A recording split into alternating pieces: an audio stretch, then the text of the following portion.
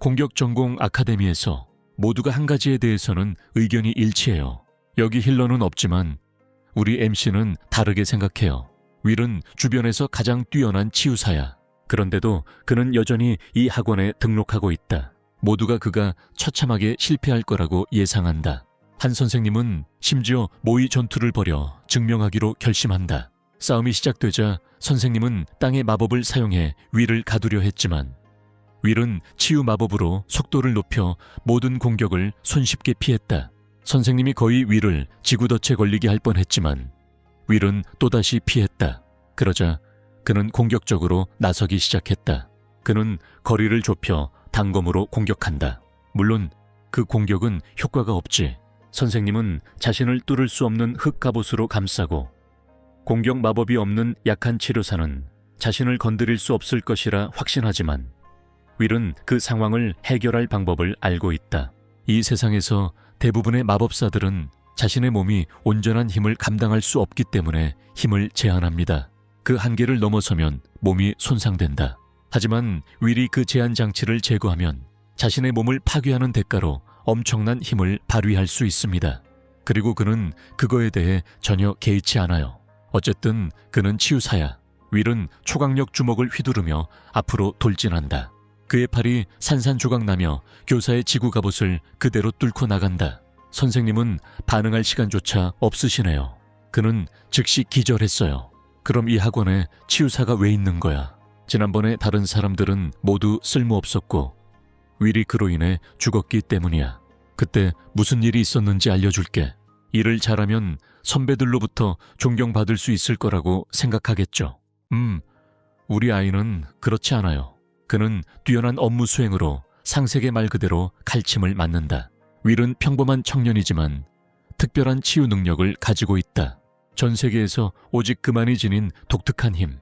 그는 마치 어린아이처럼 끔찍한 부상도 손쉽게 치료할 수 있었다. 팔을 잃으셨어요? 별일 아닙니다. 몇 초 만에 그루터기에서 부셔버렸다. 현재 그는 그랜드 발데 왕국을 황폐화시킨 악마 군주들이 이끄는 악마 군대에 맞서 싸우는 최전선의 마지막 남은 병사들과 함께 복무하고 있다.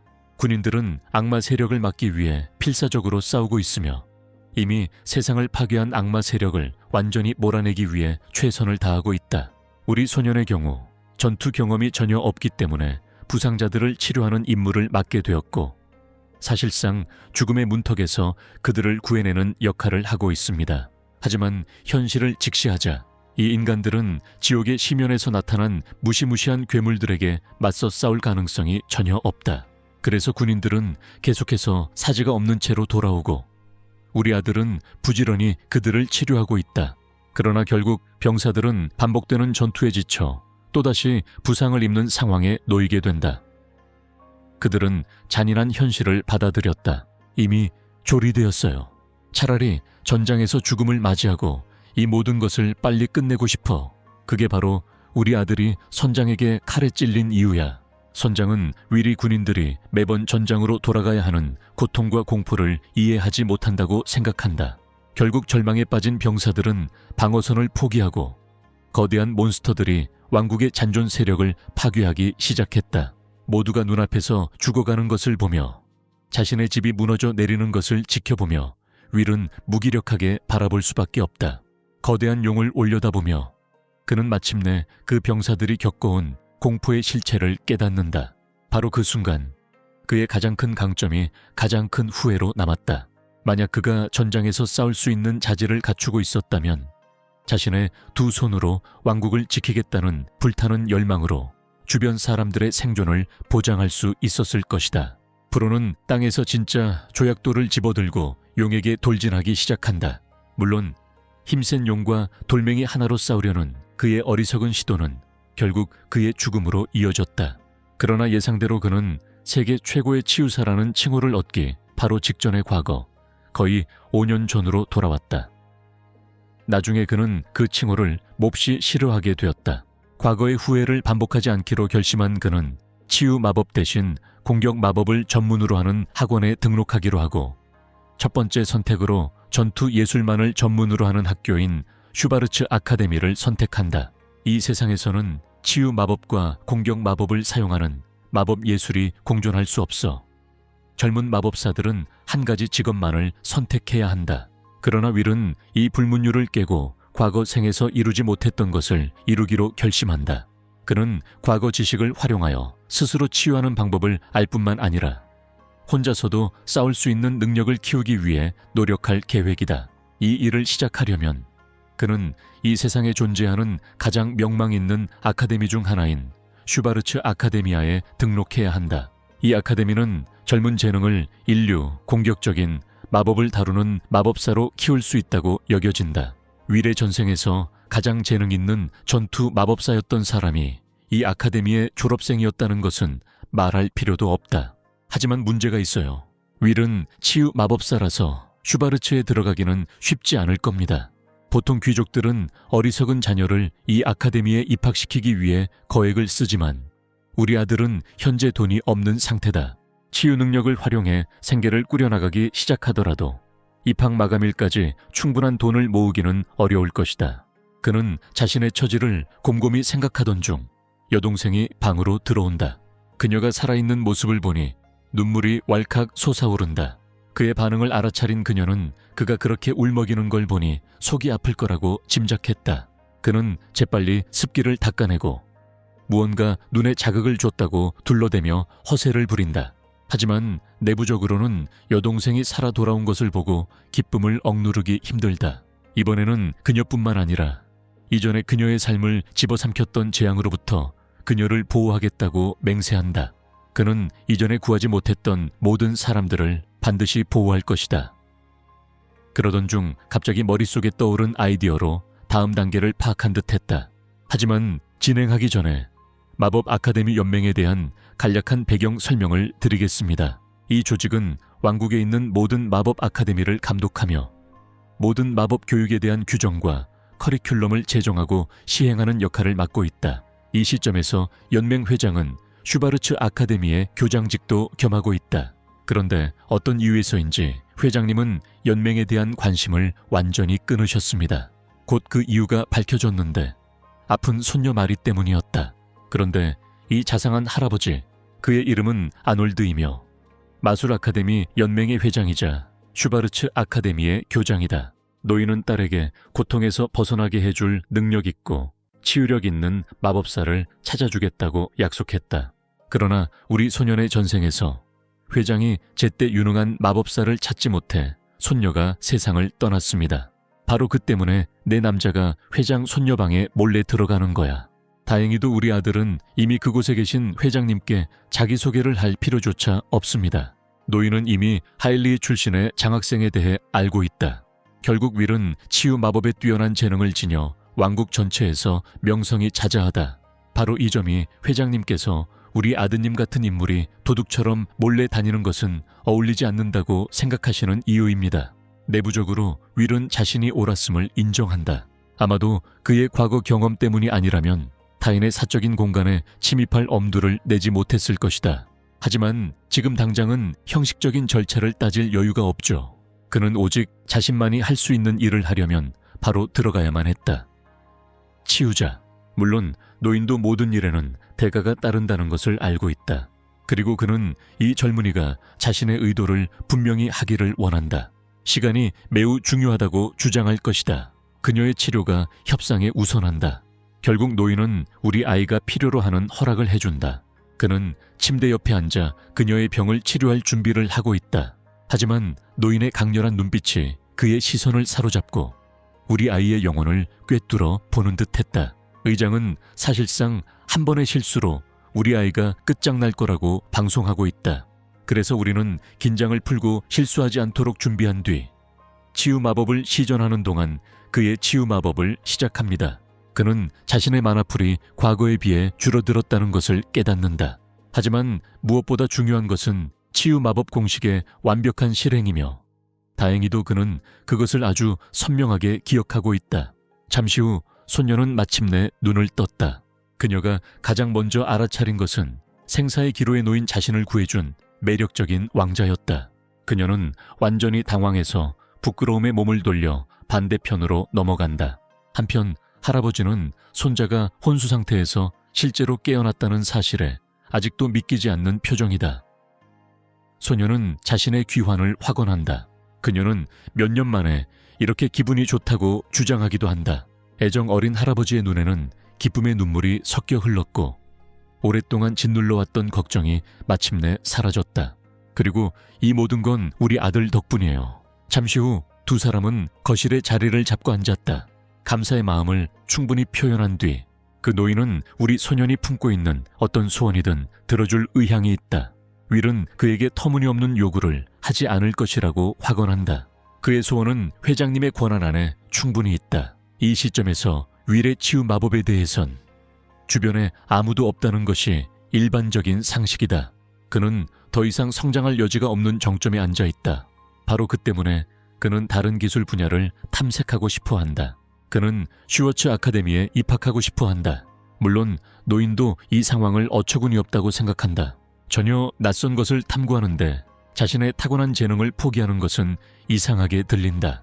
하지만 노인이 이미 약속을 했으니 그는 그 약속을 지킬 겁니다. 그는 젊은 남자와 악수를 하며 아카데미 어딘가에서 자신이 한 약속을 지키겠다고 약속한다. 겉보기에는 독설적인 선생님이 우리 아이의 입학 지원서를 검토하고 있다. 그는 회장의 행동이 상당히 대담하다고 생각하며 공격 기술이 전혀 없는 치유 마법사를 전투학교에 입학시킨 것을 납득하기 어려워한다. 마침내 입학식 날이 다가오고 신입생들은 아카데미의 강당, 즉 단상에 모여들었다. 회장은 자신의 연구소를 홍보하고 소개하기 위해 그곳에 있다. 슈바르츠 아카데미는 공격 마법을 전문으로 하는 기숙학교로 독자적인 교육과정을 갖추고 있습니다. 이 거대한 캠퍼스에는 여러 훈련장이 있으며 첨단 연구시설과 대규모 도서관이 더해져 더욱 뛰어난 환경을 자랑합니다. 영향력 있는 졸업생들은 학원 밖에서도 활발하게 활동하며 왕국으로부터 다양한 형태의 지원을 받을 수 있게 되었다.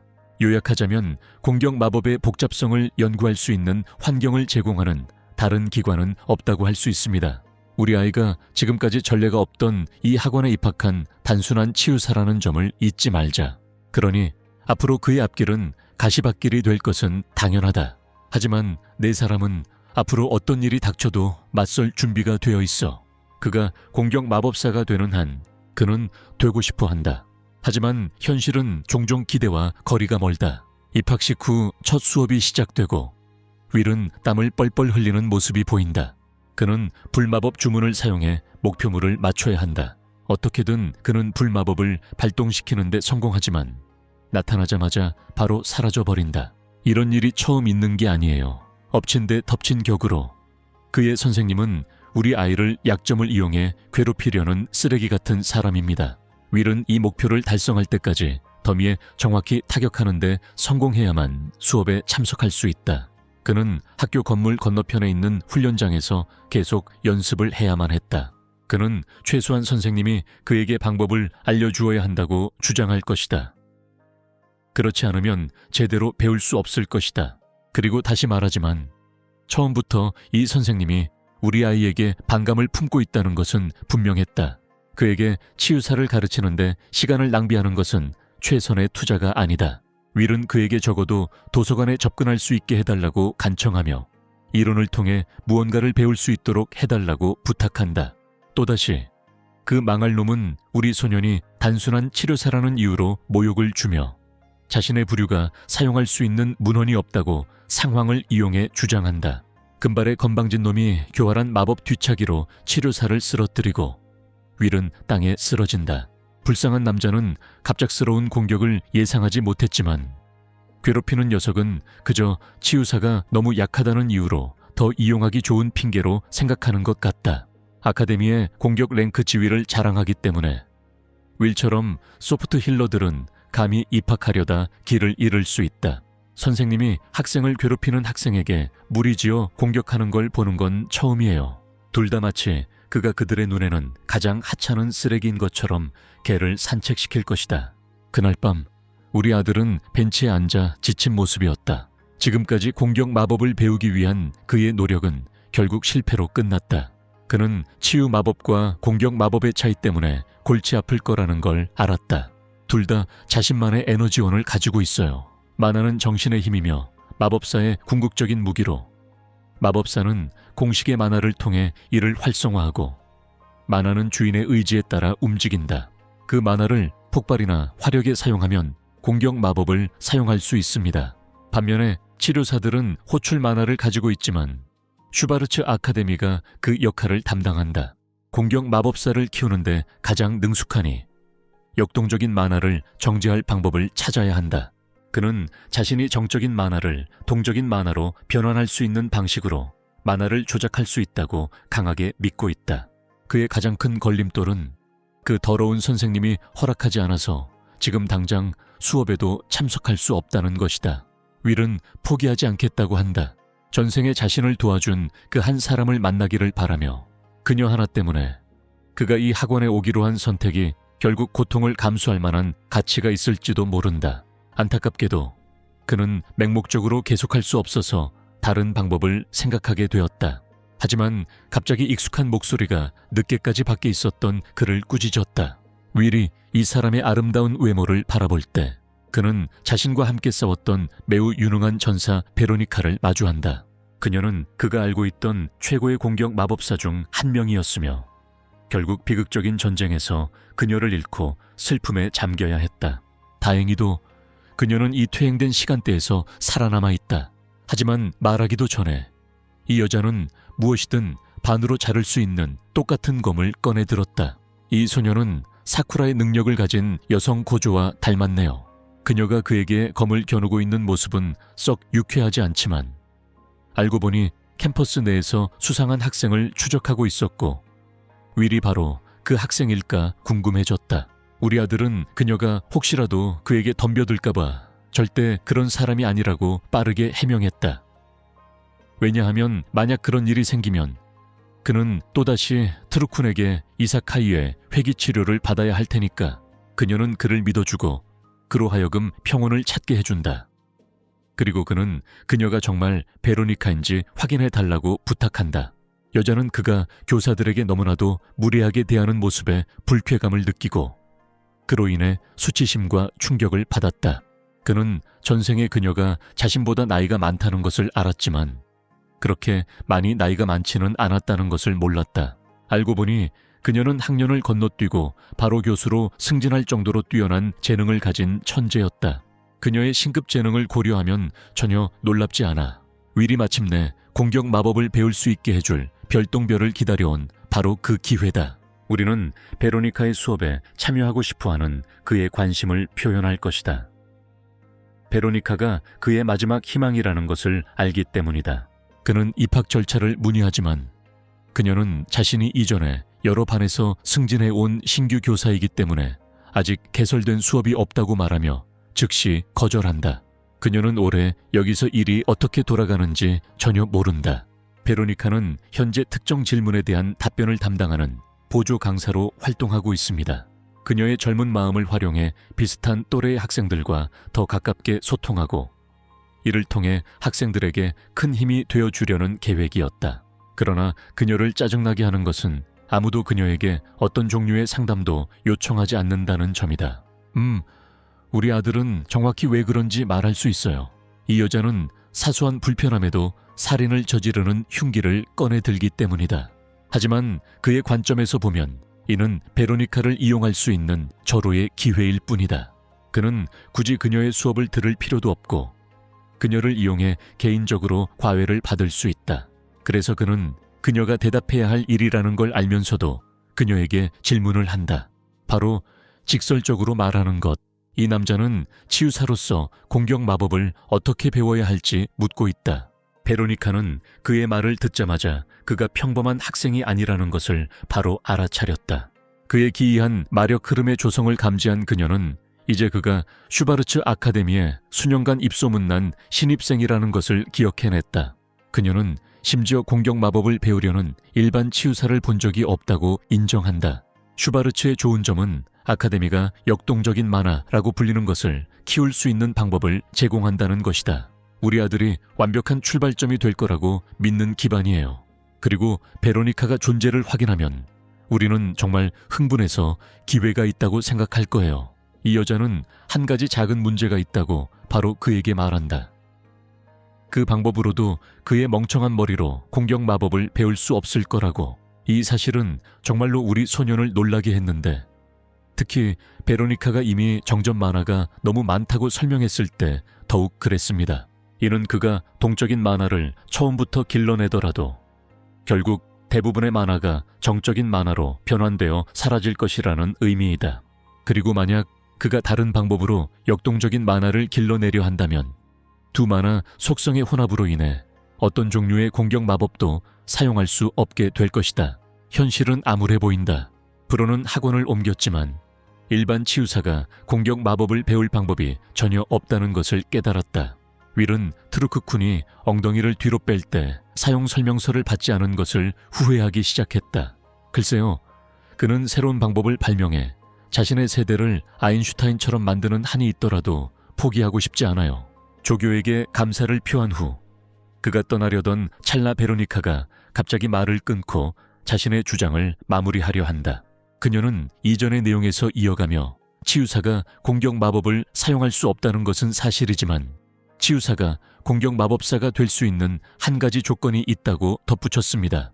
그 소녀는 그의 엉덩이를 완전히 혼란스럽게 만들었는데 우리 애도 그 논리를 감당할 수 없었기 때문이야. 베로니카는 특별히 조각된 철검을 선보이며 자신의 주장을 입증한다. 이 검으로 적을 베어 쓰러뜨릴 수 있다. 그녀는 이어서 그들 옆에 있는 벤치에 대해 이야기하는데 그 벤치는 앉을 수 있는 나무로 만들어져 있다. 즉, 스무스 브레인 교수는 물이 젖어 있고 바닥은 바닥으로 이루어져 있다는 것을 말하고 있는 것이다. 하지만 반전이 있어요. 그녀는 벤치를 집어들고 누군가를 심하게 때리는 데 사용했다 하더라도 여전히 무기라고 설명한다. 웃기게도 윌은 이 근육질 엄마가 어떻게 저렇게 무거운 벤치를 들 수 있는지 궁금해하기 시작했다. 베로니카의 접근 방식은 어떤 것이 다른 목적으로 만들어졌더라도 자신의 주장을 개인화하기 위해 원하는 대로 사용할 수 있다는 것이다. 그녀는 손으로 시범을 보이며 그의 얼굴을 쓰다듬기 시작했고 이 남자는 얼굴을 붉혔다.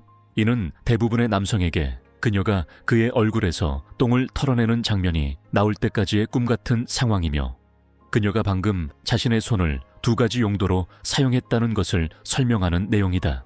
결국 그녀는 그를 너무 심하게 때려요. 하지만 어쨌든 요점은 그대로예요. 같은 말이지만 다른 용도입니다. 윌의 눈이 마침내 떠졌다. 그는 자신의 치유 마법을 공격으로 사용할 수 있을지 궁금해하기 시작한다.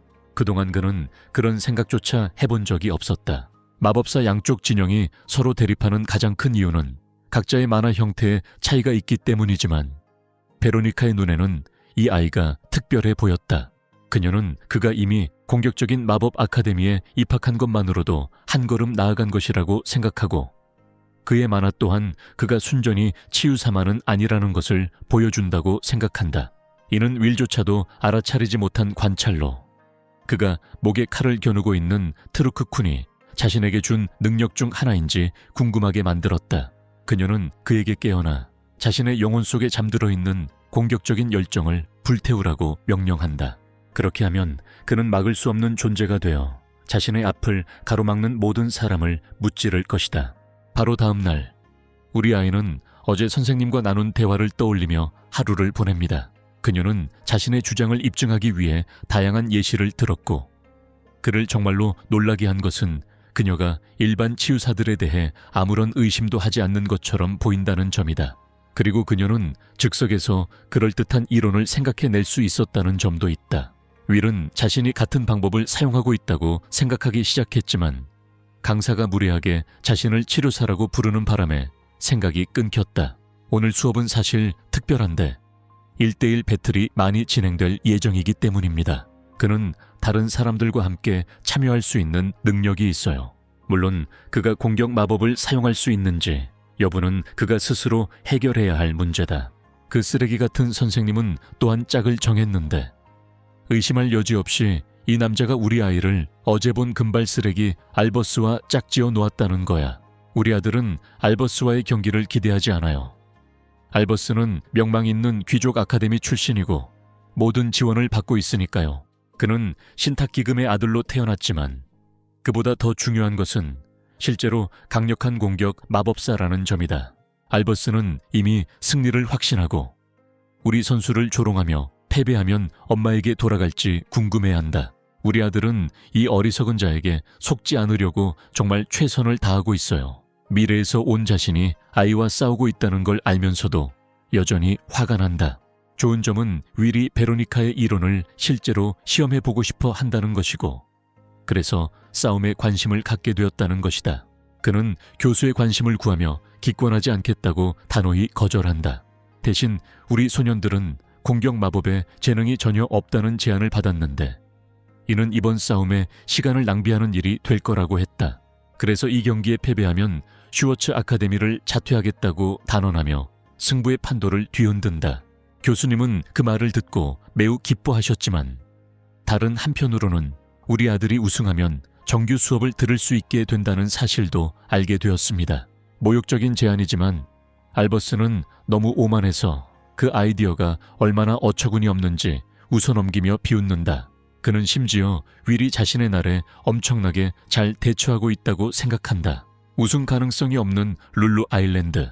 강사는 둘 대 질려 제안을 수락하고 두 참가자에게 자세를 취하라고 지시한다. 경기 시작과 함께 알버스가 침착하게 공격 마법을 발동하자 그는 손짓으로 신호를 보냈다. 그는 여러 개의 뿜어져 나오는 단검을 드러낸다. 이것은 그의 특기인 나이프 창조 마술입니다. 기본적으로 형은 월마트 길가메쉬인데 무기로는 마이크로 페니스검을 사용해서 윌의 방향으로 모든 단검을 날려버리는 거야. 그는 형편없는 치유사가 자신을 방어할 방법이 없다고 떠벌리지만 우리 친구는 여기서 부처님 자세를 취하며 영역 확장을 준비하고 있다. 기술을 발동하는 순간 그는 단검의 속도에 맞춰 대응할 수 있고 모든 단검을 간결하게 피할 수 있다. 이것은 생명 조작이라고 불리는 기술로 주변 생명체의 본질을 조작하여 HP를 최대한으로 끌어올리는 데 사용될 것입니다. 하지만 그게 전부가 아니에요. 그는 이 같은 접근 방식으로 공격을 가하는 데에도 사용할 수 있다. 알버스는 당황하며 그걸 빌어먹을 우연이라고 말하지만 우리 아이들은 같은 자세로 오라를 농사짓고 있다. 그는 월마트 길가메쉬가 다른 모든 이들을 베기 전에 시로 에미르의 스웩으로 그의 단검을 낚아챈다. 무기는 힘을 잃고 지금까지 아무런 피해도 주지 못했지만 우리 소녀는 이제 막 시작했을 뿐이며 단 하나의 단검으로 이 싸움을 끝내려 한다. 관중들은 방금 일어난 일을 도저히 이해할 수 없다. 공격적인 공격을 사용하는 치유사는 그들의 뇌리에 남지 않아요. 사실 윌은 치유 마법을 공격으로 사용해왔고 공격 마법이나 클린치 기술은 전혀 사용하지 않으면서 내내 자신을 억눌렀다고 떠벌리고 있다. 형은 마치 그게 무슨 소용이 있겠냐는 듯이 자신이 사용할 수 있는 칼의 수를 늘릴 수 있는 모양이다. 분노한 그는 치료색에 황금 투사체를 쏟아붓지만 우리의 소녀는 방어 끝에 모든 단검을 무심하게 베어넘긴다. 모두 산산이 부서져 땅바닥에 흩어져 있어요. 알버스는 여전히 자신이 대단하다고 생각하며 그래서 자신의 마이크로 페니스 단검의 크기를 키운다. 그리고 내 생각엔 그 각도가 좀 수상해 보여. 어쨌든 윌은 알버스와의 싸움이 마법 재능과 이해력으로 인해 복잡성과 화력이 증가하기 때문에 고통스러울 수 있다는 것을 이해하고 있다. 알버스는 단도를 회전시키며 기본적으로 우리 소년을 향해 미사일을 던지는 듯한 행동을 취한다.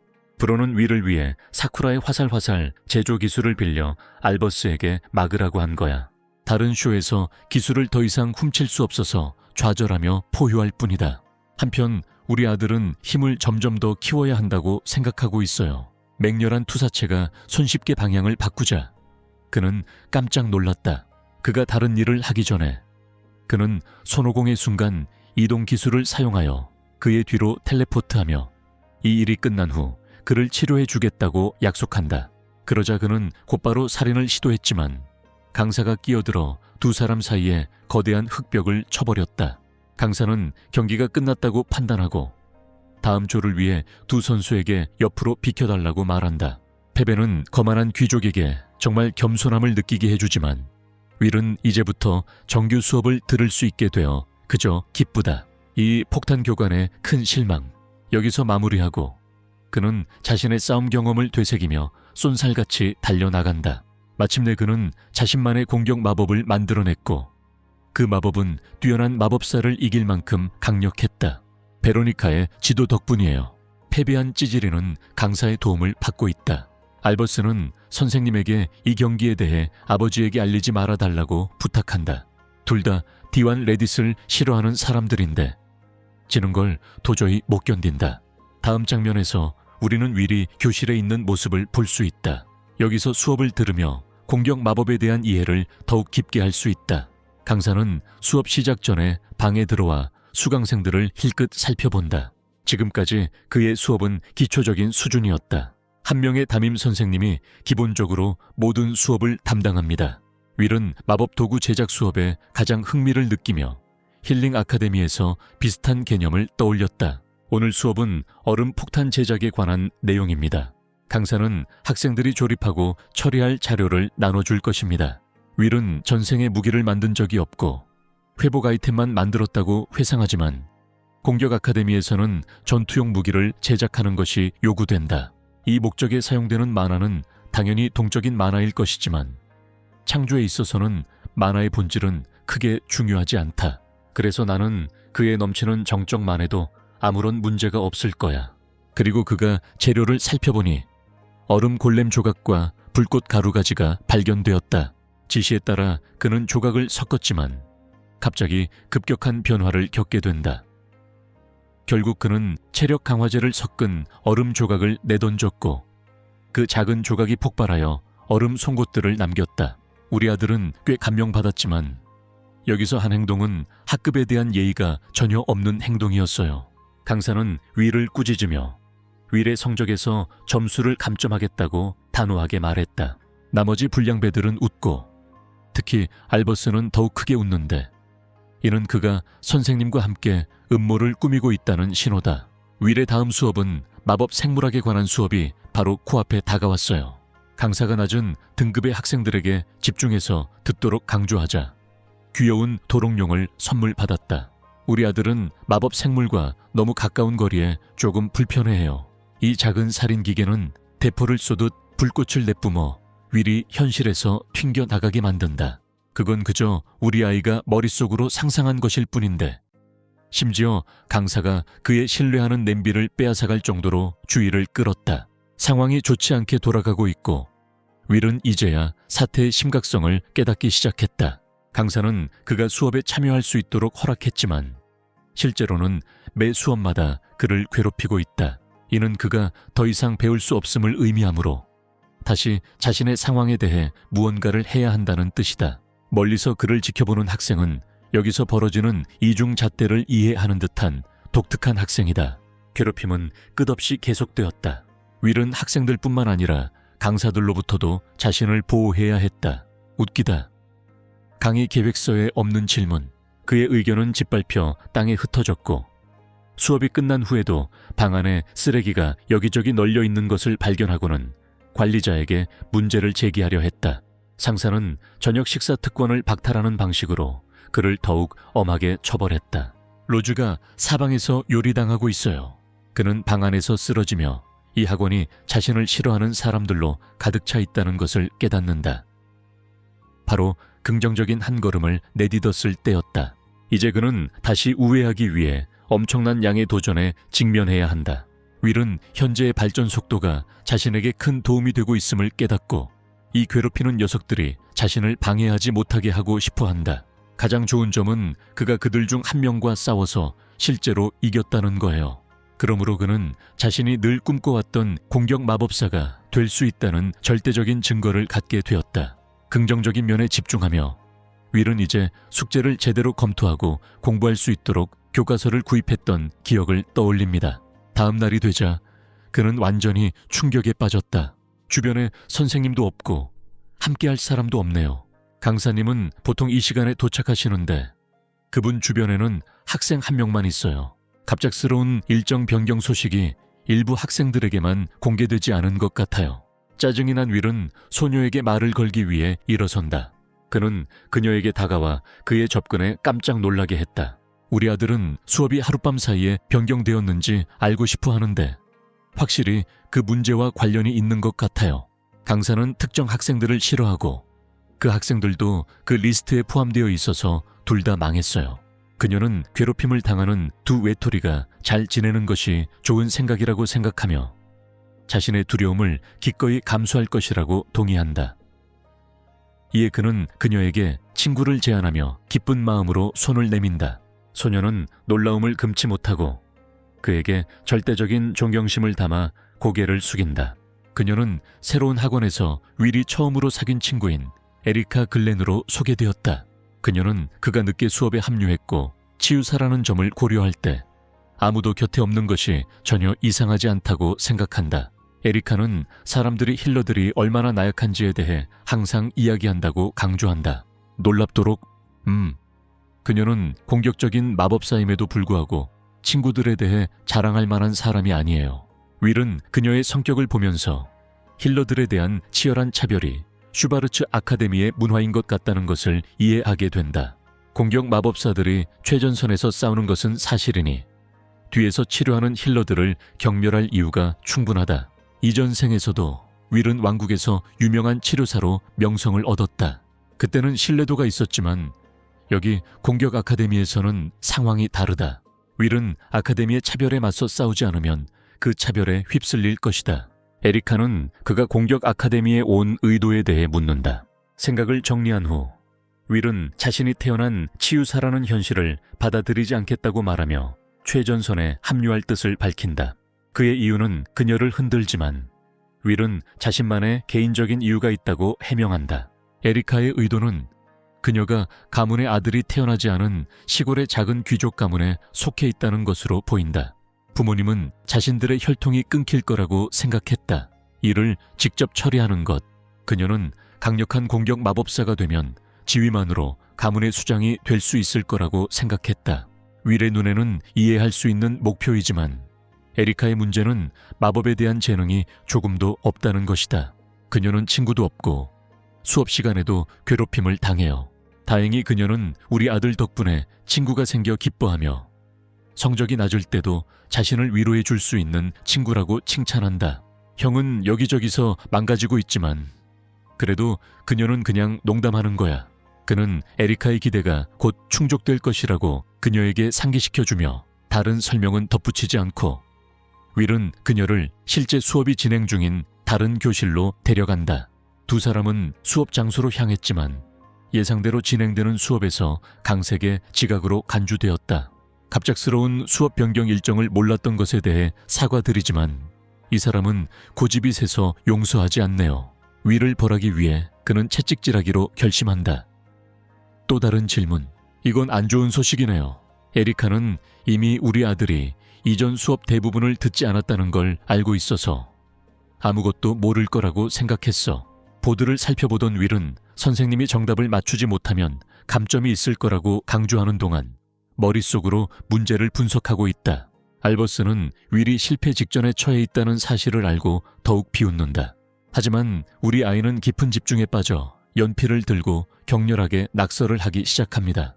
모든 말이 수업의 주의를 끌어요. 알버스조차도 이건 그냥 과시하려는 시도라고 생각해요. 사실 윌은 올바른 구성을 파악하고 보드 위에 마법진을 비춘다. 그는 모두의 기대를 저버리고 형편없는 강사를 포함해 방 안을 완전히 썰렁하게 만들었다. 선생님은 결국 그게 정답이라고 인정할 수밖에 없었다. 멋진 알버스와 에리카까지. 그 새내기 녀석은 그 짜증나는 수업 직후에 모든 수업을 놓쳤는데도 어떻게든 답을 해독했을 리가 없어. 에리카는 그가 어떻게 그 문제를 해결했는지 즉시 알고 싶어 했다. 윌은 교과서에서 배운 대로 풀면 생각보다 쉽게 풀 수 있었다고 설명한다. 이미 교과서를 읽었기 때문에 무엇을 기대해야 할지 알고 있었다. 무엇이 그녀를 놀라게 하나요? 가장 놀라운 점은 이 남자가 하룻밤 사이에 책 전체를 다 읽었다는 것이다. 우리는 처음 한 번만 읽고 결국 이 책을 공격 마법에 관한 최고의 책 중 하나로 칭송하며 빠르게 읽어버렸다. 기본 응용과 고급 응용이 언급되었다. 모든 것이 강렬한 디테일로 덮여 있었습니다. 그는 혼자서 모든 것을 공부할 수 있었지만 마법에 대한 이해 없이는 불가능했다. 텍스트를 읽는 것은 정말 지루한 일이었다. 윌의 장점은 이론적인 공부에 능숙했기 때문에 큰 불편함 없이 일을 처리할 수 있었다는 점이다.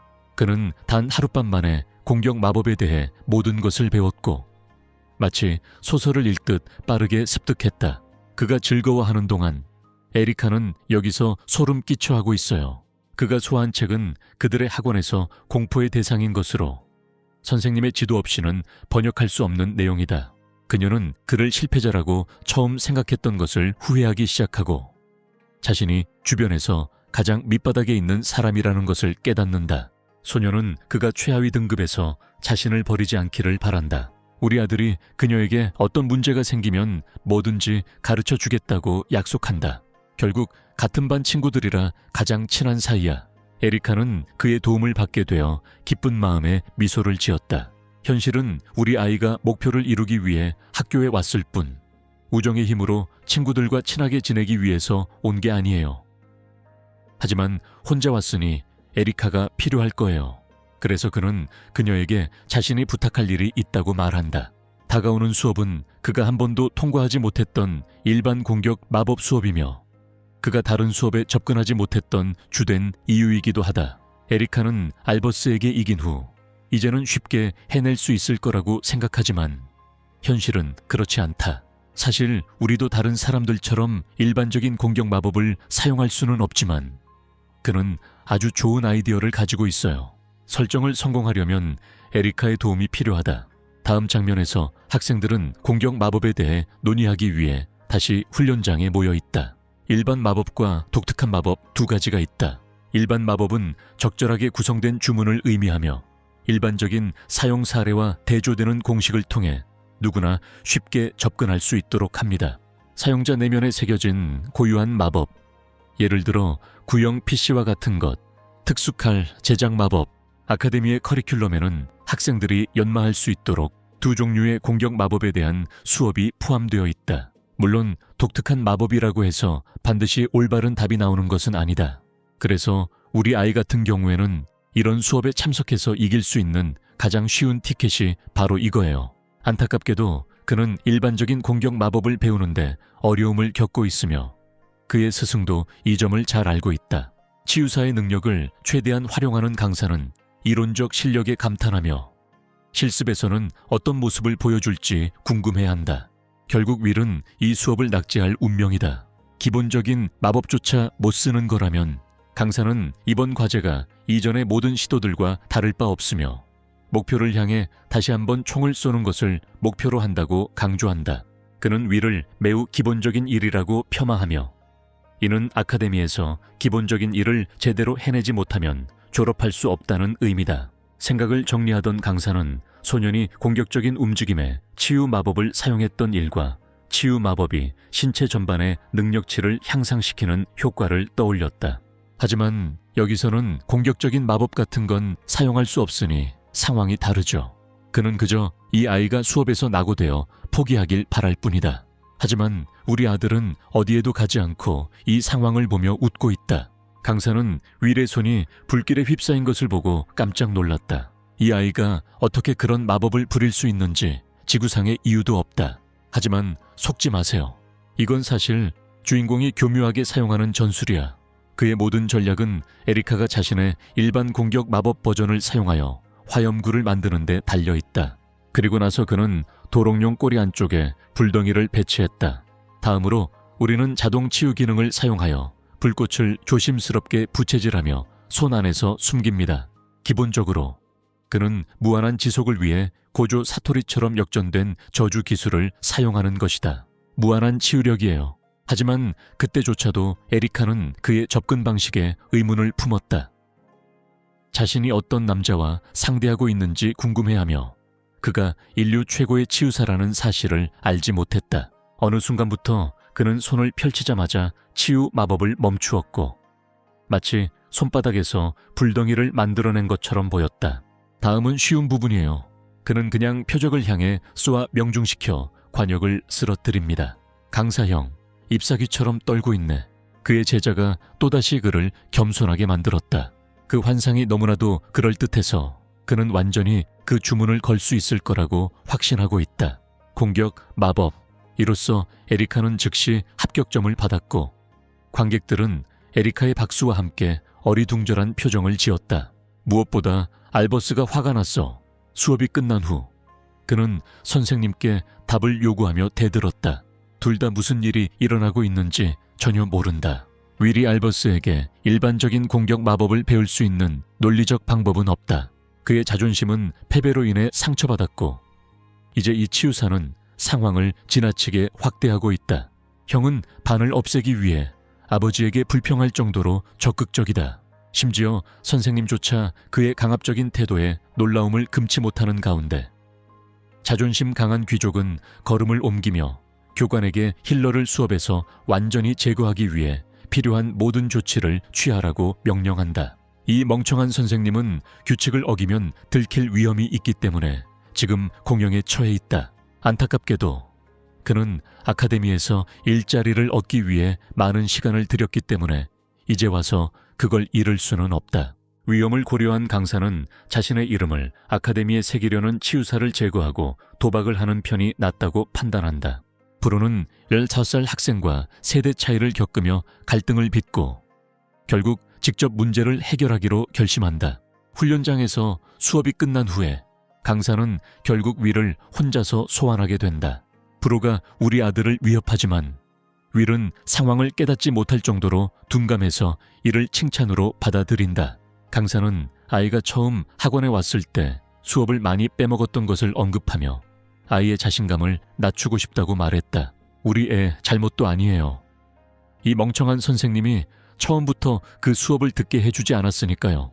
윌은 이미 친구들로부터 받은 자료와 스스로 공부한 내용을 모두 검토했기 때문에 걱정할 필요가 없다고 반박한다. 하지만 이 선생님은 독단적인 태도로 대하고 전혀 신경 쓰지 않는 것 같아요.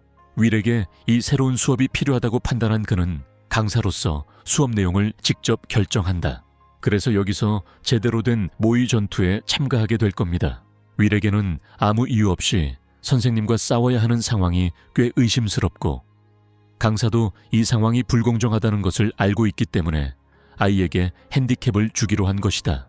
윌이 단 한 번이라도 안타를 칠 수 있다면 그는 이런 식으로 유리한 고지를 점한 채 이번 미니시험의 승자로 여겨질 것이다. 강사는 소년이 도망치지 않고 싸움에 진지하게 임하기를 바란다. 물론 이 광대는 패배할 생각조차 하지 않아요. 그는 자신의 능력에 대해 매우 자신감이 있어요. 우리 아이는 생각에 잠겨 있어요. 상황을 종합해보니 아이는 결투 조건을 수락했다. 선생님의 매력에 푹 빠졌어요. 싸움은 즉시 시작되며 강사는 땅에서 지구의 마법을 사용한다. 다행히 윌은 선생님의 전투 스타일에 대해 어느 정도 알고 있다. 그는 이 사람이 지구 마법을 전문으로 한다는 것을 알고 있어서 첫 번째 공격을 재빨리 피한다. 하지만 같은 타격으로 인해 남자는 다시 피할 수밖에 없게 된다. 윌은 여러 번의 공격을 받지만 적절히 피하고 있다. 선생님은 계속해서 회피하는 윌을 비웃지만 윌이 현재 직면한 문제는 끊임없이 쏟아지는 짜증나는 지구 마법이다. 이 마법은 끊임없이 반복해서 사용될 수 있다. 그리고 그의 공격은 범위가 엄청나게 넓어서 동시에 알버스와는 완전히 다른 양상을 보인다는 점도 있다. 브로는 아직 끝나지 않았고 자신이 가고 있다는 것을 깨닫는다. 각 타격마다 울트라 인스팅트가 발동하여 거리를 좁히고 자신의 지면 마법을 더욱 강화하는 교사를 향해 돌진한다. 벽을 양쪽에서 벌려 열어놓은 뒤 다시 닫는 것, 소년을 샌드위치로 만드는 것. 이 움직임은 마치 최후의 몰락을 예고하는 듯 보이지만 남자는 학생이 하늘에서 단검을 든 채 내려오는 모습을 보고는 생각이 달라진다. 이번이 그가 가진 유일한 기회다. 그래서 윌은 단검을 내리쳐 스승의 머리를 산산이 부셔버릴 것이다. 안타깝게도 이 남자는 튼튼한 갑옷을 만들어 맞아도 끄떡없게 했다. 학생은 강사의 다음 공격을 억지로 피한다. 다시 거리를 두며 이 작은 뱀은 자신의 제자를 한심하다고 칭하고 자신의 모든 것을 막아내는 강력한 철갑옷을 드러낸다. 윌조차 그 이름이 퍼지만큼이나 민망하다고 생각하는데 선생님은 그가 일반적인 공격 마법을 흉내낸 것을 비웃는다. 그는 학생이 공격 마법사가 되려는 생각을 했다는 이유만으로 학생의 자신감을 깎아내리고 비난하며 따돌린다. 그러나 겸손한 학생은 치유 마법으로 인해 인체를 매우 자세히 연구할 수 있었다고 자신 있게 교수님께 상기시켜 드린다. 이렇게 그는 대부분의 사람들이 자신의 몸을 해치지 않기 위해 힘을 억누르고 자신의 모든 힘을 감당할 수 없으며 그 한계를 넘어서면 몸이 쇠퇴한다는 것을 이해할 수 있었다. 윌이 자신을 가르치려 들고 거만하게 행동하자 강사는 이를 모욕으로 받아들였다. 하지만 아이의 주장은 사실 간단하다. 만약 누군가가 인체의 한계를 벗어날 수 있다면 자신의 몸을 찢어지는 대가를 치르더라도 엄청난 힘을 끌어낼 수 있을 것이다. 하지만 윌에게 좋은 점은 그가 치유사라는 것이고 그래서 곧 이즈쿠 미도리아를 데려올 수 있을 거야. 그는 팔이 괜찮다고 생각했지만 결국 그 과정에서 부서지고 말았다. 소년의 의지는 강사를 놀라게 한다. 차드는 여전히 자신의 징징대는 갑주가 아무런 효과가 없을 거라고 생각하는 선생님께 차분하게 다가간다. 데쿠는 텍사스 스매시를 준비한다. 오, 젠장. 잠깐만요. 또 틀린 이야기네. 윌이 주먹으로 갑옷을 부수자 그의 선생님은 비명을 질렀다. 프로는 갑옷을 부수는 것은 물론 안소니와의 싸움에서 제이크 폴보다 더 심하게 얻어맞은 듯한 얼굴을 남긴다. 윌은 친애하는 교수님께 학생의 운명을 결정하지 말라고 상기시키며 베로니카의 가르침을 떠올리며 따뜻한 감정을 느낀다. 그녀는 그가 이미 가지고 있는 치유 마법에서 엄청난 힘을 발휘할 수 있도록 돕는 유일한 이유다. 윌은 자신이 더 강해질 수 있다는 것을 알고 있지만 생각에 잠겨 있는 사이 강사가 몰래 다가와 또 다른 지면 기둥으로 그를 공격한다. 다행히 그는 피할 수 있었지만 이 남자의 끓어오르는 분노를 잠재우기에는 역부족이었다. 윌은 이미 시험 조건을 통과한 상태였기 때문에 그런 공격을 받을 거라고는 예상하지 못했다.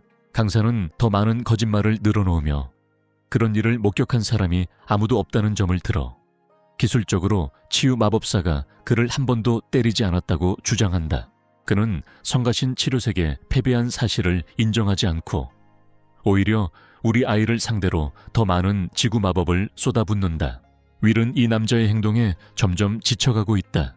나는 사도 키바의 규칙에 얽매이는 방식이지만 이미 한계기를 제거한 덕분에 로켓처럼 빠르게 돌진하여 다시 그를 추월할 수 있다. 강사는 윌이 갑자기 달려들어 두 번째 공격을 준비하는 모습을 보고도 제대로 대응하지 못했다. 윌은 무거운 주먹을 휘두르며 강사를 쓰러뜨릴 기세였다. 그의 움츠린 갑옷조차 제때 나타나지 않아 이 펀치에서 그를 구하지 못하지만 그 펀치는 그의 얼굴을 베기 바로 직전에 멈춘다. 펀치가 멈췄어요. 마치 시간의 흐름 자체가 멈춰버린 것 같다. 윌의 주먹이 그의 얼굴을 강타하며 강사는 무거운 고통을 느끼며 굴욕감을 느낀다. 이 수치스럽고 느린 펀치는 마지막 공격을 당하는 것보다 더 나쁘다. 이번에는 도망치지도 못하고 목숨을 구하기 위해 소리 지르지도 못한다. 이 한 방이 50개나 되는 패널을 차지하고 있어서 장면이 정말 웃기다. 마침내 윌은 실제 힘을 발휘하여 이 남자를 날려보내 땅에 부딪히게 한다. 이 모든 시간 동안 치유사는 또 다른 치유 마법을 사용하고 있었다. 그는 강사가 현실로 돌아온 것을 반기며 현실 세계에서는 단 몇 초밖에 지나지 않았다고 설명한다. 하지만 걱정 마세요. 그는 선생님이 설명도 제대로 안 하고 무슨 일이 있었는지 제대로 공유하지 않는 그런 사람이 아니니까요. 언제 펀치 연결을 할까요? 그는 환상 강화 마법을 발동시켰다. 이 마법은 시력과 같은 감각이 약해진 사람들을 치유하는 것으로 알려져 있다. 하지만 최근 우리 아들은 전투에서 속도를 높이고 반응 시간을 늘리기 위해 이 기술을 활용하고 있습니다. 그는 상대방을 상대로 이를 본질적으로 활성화하여 상대방의 감각을 극도로 자극함으로써 1초가 실제로는 100초처럼 느껴지도록 만들 수 있다. 이는 공격이 잔인하고 고문처럼 느껴져 훨씬 더 고통스럽게 느껴지게 한다. 마침내 윌은 선생님을 향해 작게 미소를 지으며 마지막 질문을 던졌다. 선생님이 대답하기도 전에 윌은 자신이 이제 수업을 통과할 수 있는지 물었다. 형은 선생님이 치료색에 가진 모든 차별을 없애버릴 거라고 경고하며 어깨를 위협적으로 잡는다. 같은 무해한 치료사가 지금 당장 악마 왕처럼 보이고 있으며 자신의 수업에 집중하는 것이 유일한 목표라고 강조하고 있다. 이는 이 사람이나 그의 학생들이 다시는 수업을 방해하지 않는다면 문제가 없을 것이라는 의미다. 윌은 밝은 미소로 제안을 마무리하며 그날 저녁 만남을 끝맺었다. 강사는 자신이 마주한 괴물의 정체를 궁금해하며 당황한 채로 서성이는 모습이 보였다. 그는 예전에는 모든 치유 마법사가 약하고 일선 마법사들의 명령에 복종하는 존재라고 믿었지만 이 사람은 다르다. 그는 최상급 전투 기술과 사례를 품은 사례를 지니고 있다. 공교롭게도 그는 훈련 세션의 결과에 대해 궁금해하는 금발 펑크와 우연히 마주치게 된다. 알버스, 그게 우리 아이의 죽음으로 이어졌다고 믿었어. 하지만 그는 개처럼 침묵당하곤 한다. 강사는 조카가 시끄럽게 떠드는 것을 끝내고 윌에게 맞서지 말라고 귀족에게 권유한다. 모두를 위한 일이었고 윌이 그저 평범한 치유 마법사라고 생각한 것이 그들의 가장 큰 오해였다. 알버스는 충고에 깜짝 놀라 아버지의 위협을 다시 떠올렸지만 이번에는 스승이 두려워하지 않았다. 그는 기본적으로 금발 펑크에게 원하는 만큼 아빠에게 불평하라고 말한다. 사실 알버스가 이 정도의 영향력을 가지고 있었다면 지금쯤 치유사를 쉽게 제거할 수 있었을 테니까. 오멘 가문은 모든 PC의 명령에 따라 움직이는 것은 아니지만 새로운 아이를 계속 건드린다면 그는 그들을 완전히 파괴할 것이라는 것은 분명하다. 알버스는 상황이 이렇게까지 나빠진 것을 믿을 수 없어 분개한 채로 남았다. 며칠 전에 엄청난 구타 이후 수업이 막 끝났다. 윌은 지금 금발 귀족이 자신을 경계하는 것을 느낄 수 있어서 마음이 차분해진다. 더 이상 교묘한 수를 두거나 말을 걸지 않는다. 이렇게 하면 우리 아들은 드디어 수업에 집중할 수 있게 되지만 현재 상황에 만족하지 못하고 있어요. 현재 그의 궁극적인 목표는 미래에 인류가 겪을 파괴의 현실을 뒤집는 것이다. 그런 어두운 운명을 피할 수 있는 유일한 방법은 더 강해지는 것이다. 물론 그의 치유 마법은 신체 강화에 도움이 되고 있지만 현재는 기본적인 힘 공격만 사용하고 있어 스스로를 가둬둔 상태입니다. 감각 강화는 환각에도 도움이 되지만 공격 마법의 다재다능한 전투 스타일에는 비교할 바가 못 된다. 우리는 그가 따라잡기 위해 완전히 새로운 격투 스타일을 개발해야 한다는 것을 이해할 것이다. 그는 베로니카 조교에게 이 생각의 과정을 정확히 설명한다. 다시 한번 베로니카의 조언을 구하는 윌의 접근 방식은 개선이 필요하지만 베로니카는 다른 할 말이 있다. 먼저 그는 그녀가 무슨 말을 할지 듣기를 주저했지만 결국 그녀가 지금까지 그가 해온 모든 일에 대해 축하해 주었다. 그의 공로 덕분에 선생님들은 치유자에 대해 끊임없이 이야기하고 있습니다. 치유 마법사가 아카데미 최상위 클래스를 유지하고 있는데 가볍게 볼 일이 아니다. 다른 선생님들도 그의 진도에 대해 못마땅해 하는 것 같은데 사실인 것 같습니다. 흥미롭게도 베로니카는 자신의 발전이 누구 때문인지 아무에게도 밝히지 않았다. 그녀는 또한 선생님들 사이에서 그 이야기를 꺼낼 기회조차 없었습니다. 다른 선생님들은 그녀를 특별하다고 여겨 무시하기 때문이죠. 심지어 그들 사이에서도요. 우리 아들은 이 방법 덕분에 어떤 문제도 겪지 않아도 돼서 마음이 놓인다. 그녀의 조언이 그를 여기까지 오게 했고 그로 인해 그녀가 공영에 처하는 것을 원치 않을 것이다. 교수는 개의치 않고 사실 자신에게 감사하다고 인정한다. 앞서 그녀가 말했듯이 치유 마법사들은 이론을 현실로 구현하려는 시도조차 하지 않는다. 그녀는 다시 검을 뽑아들었다. 이상하게도 그녀는 그런 일을 매우 좋아해서 우리 아이에게 결투를 신청한다. 우리는 베로니카가 이런 행동을 할 줄은 예상하지 못했지만 그녀는 그가 자신의 수준에서 어디쯤에 있는지 궁금해하고 있다. 그가 더 강해질 수 있는 가장 확실한 방법이에요. 하지만 우리 아이는 전혀 준비가 안 되어 있고 엄청 당황해해요. 검객은 적이 기다리지 않고 바로 공격해 올 것이라고 강조한다. 그녀는 천둥처럼 나타나 그의 바로 앞에 나타나 그를 베어 넘긴다. 윌은 마지막 순간에 막아낼 수 있는 무언가가 있다. 그는 그녀의 맹렬한 공격에 무기를 간신히 버티고 있으며 그녀는 계속해서 맹렬한 칼날을 휘두르며 그를 압도하고 있다. 반응 속도를 위해 모든 부스트를 사용했음에도 불구하고 그는 그녀를 따라잡을 수 없다. 베로니카에 대한 건 그녀가 빠르기만 한 게 아니라는 거야. 이 여자는 번개의 화신이야. 그녀의 검이 한번 휘두를 때마다 우아하게 움직이며 이는 인내심과의 싸움에서 자신의 의지를 드러내는 것이다. 누가 먼저 무거운 타격을 견디고 쓰러질까요? 윌은 자신의 한계를 뛰어넘는 속도로 그녀에게 깊은 인상을 줄 수 있는 단 한 번의 기회만 있다는 것을 알고 있다. 이렇게 하면 그녀는 방심하게 되고 자신의 치유에 그의 에너지를 불어넣을 수 있을 것이다. 우리 아들은 자신만의 천둥 같은 맹렬함으로 앞서 나아가고 있다. 교수님은 예상했던 대로 이런 움직임을 전혀 예상하지 못하셨다. 그리고 칼날이 그녀의 얼굴을 찌르려 할 찰나 그녀는 즉각적으로 반응하여 그의 무기를 정확히 베어 부러뜨리며 공격을 방역한다. 싸움은 끝났고 윌의 최선을 다해도 엘리트 전사의 뛰어난 실력에는 미치지 못한다. 베로니카는 자신의 열정을 드러낸다. 그녀는 그가 그런 식으로 그녀를 속일 수 있다고 믿지 않았다. 그녀가 거기서 사용한 것은 그를 상대하기 위한 마법의 검이었다. 그동안 그녀는 그가 공격적인 마법을 사용할 수 있는 치유 마법사라고 생각했다. 하지만 이것은 다르다. 소년의 현재 격투 실력은 리더보드 상위권에 속하지만 윌은 늘 그렇듯 자신의 발전에 만족하지 못한다. 그녀는 그의 강해지고자 하는 열망과 결심을 지지하며 향상만이 최종 목표가 아님을 이해한다. 윌은 자신의 몸에 걸린 제한을 풀려고 노력하고 있다고 인정하지만 그것만으로는 충분하지 않을 거라고 말한다. 오늘 전투에서 증명된 것처럼 교수는 검의 목적이 단순한 휘두름이 아니라고 또 다른 비유를 들어 설명한다. 찌르고 던질 수 있어야 하며 치유 마법도 그런 식으로 응용될 수 있어야 한다. 안타깝게도 윌은 비슷한 아이디어를 계속 생각해 보았지만 아무것도 떠올리지 못했다.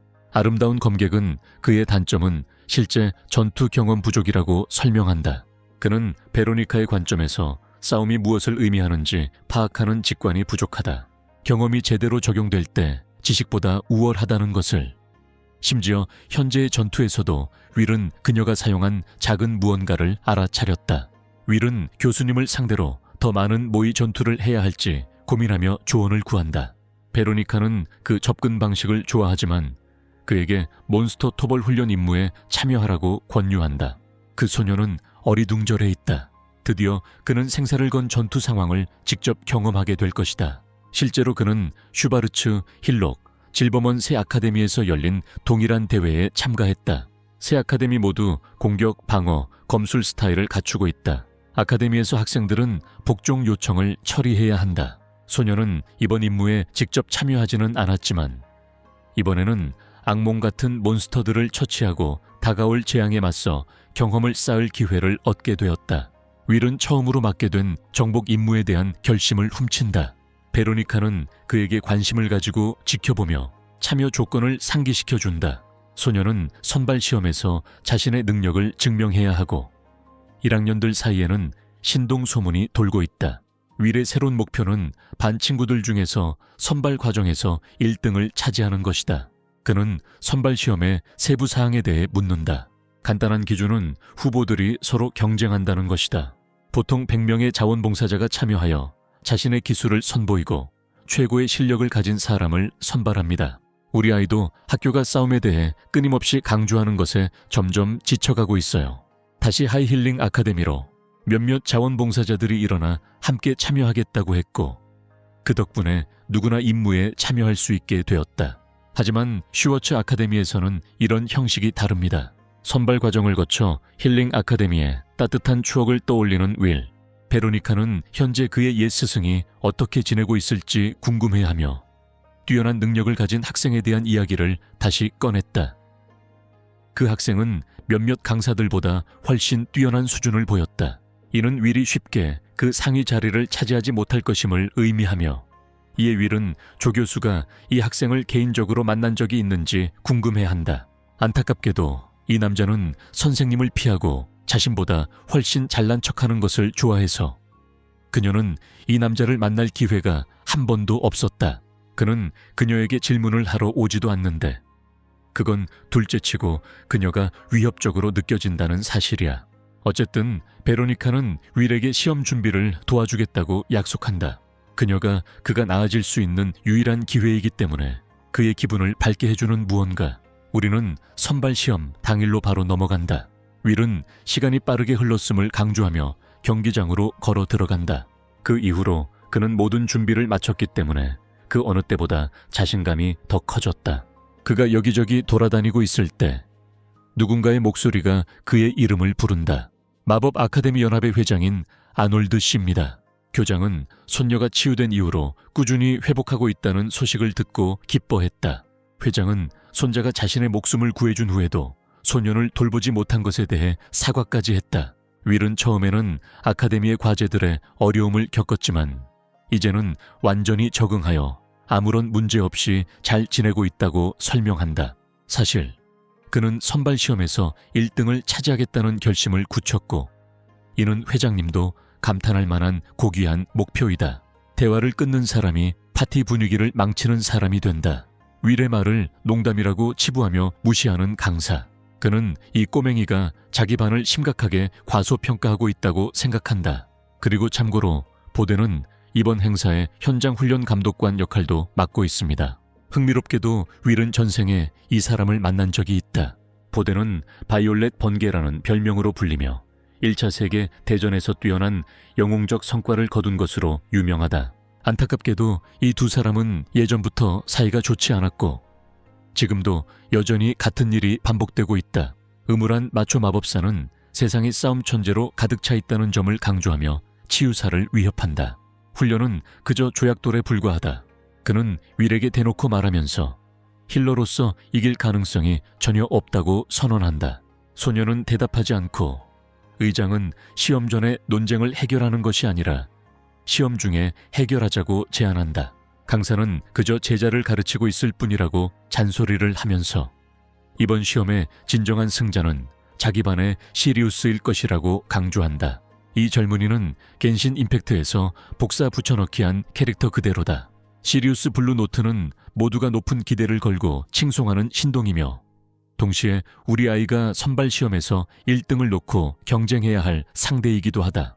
경쟁이 치열하고 회장은 그들이 시간을 낭비하지 않고 서로를 노려보는 모습에 흥분했다.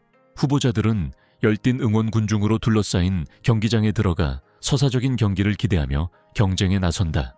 윌과 에리카는 앞줄 두 번째에 앉아있고 치유사는 그녀의 참여에 놀라움을 표하고 있다. 안타깝게도 그녀는 참여하지 않으면 학원에서 용돈을 받지 못하게 될 거야.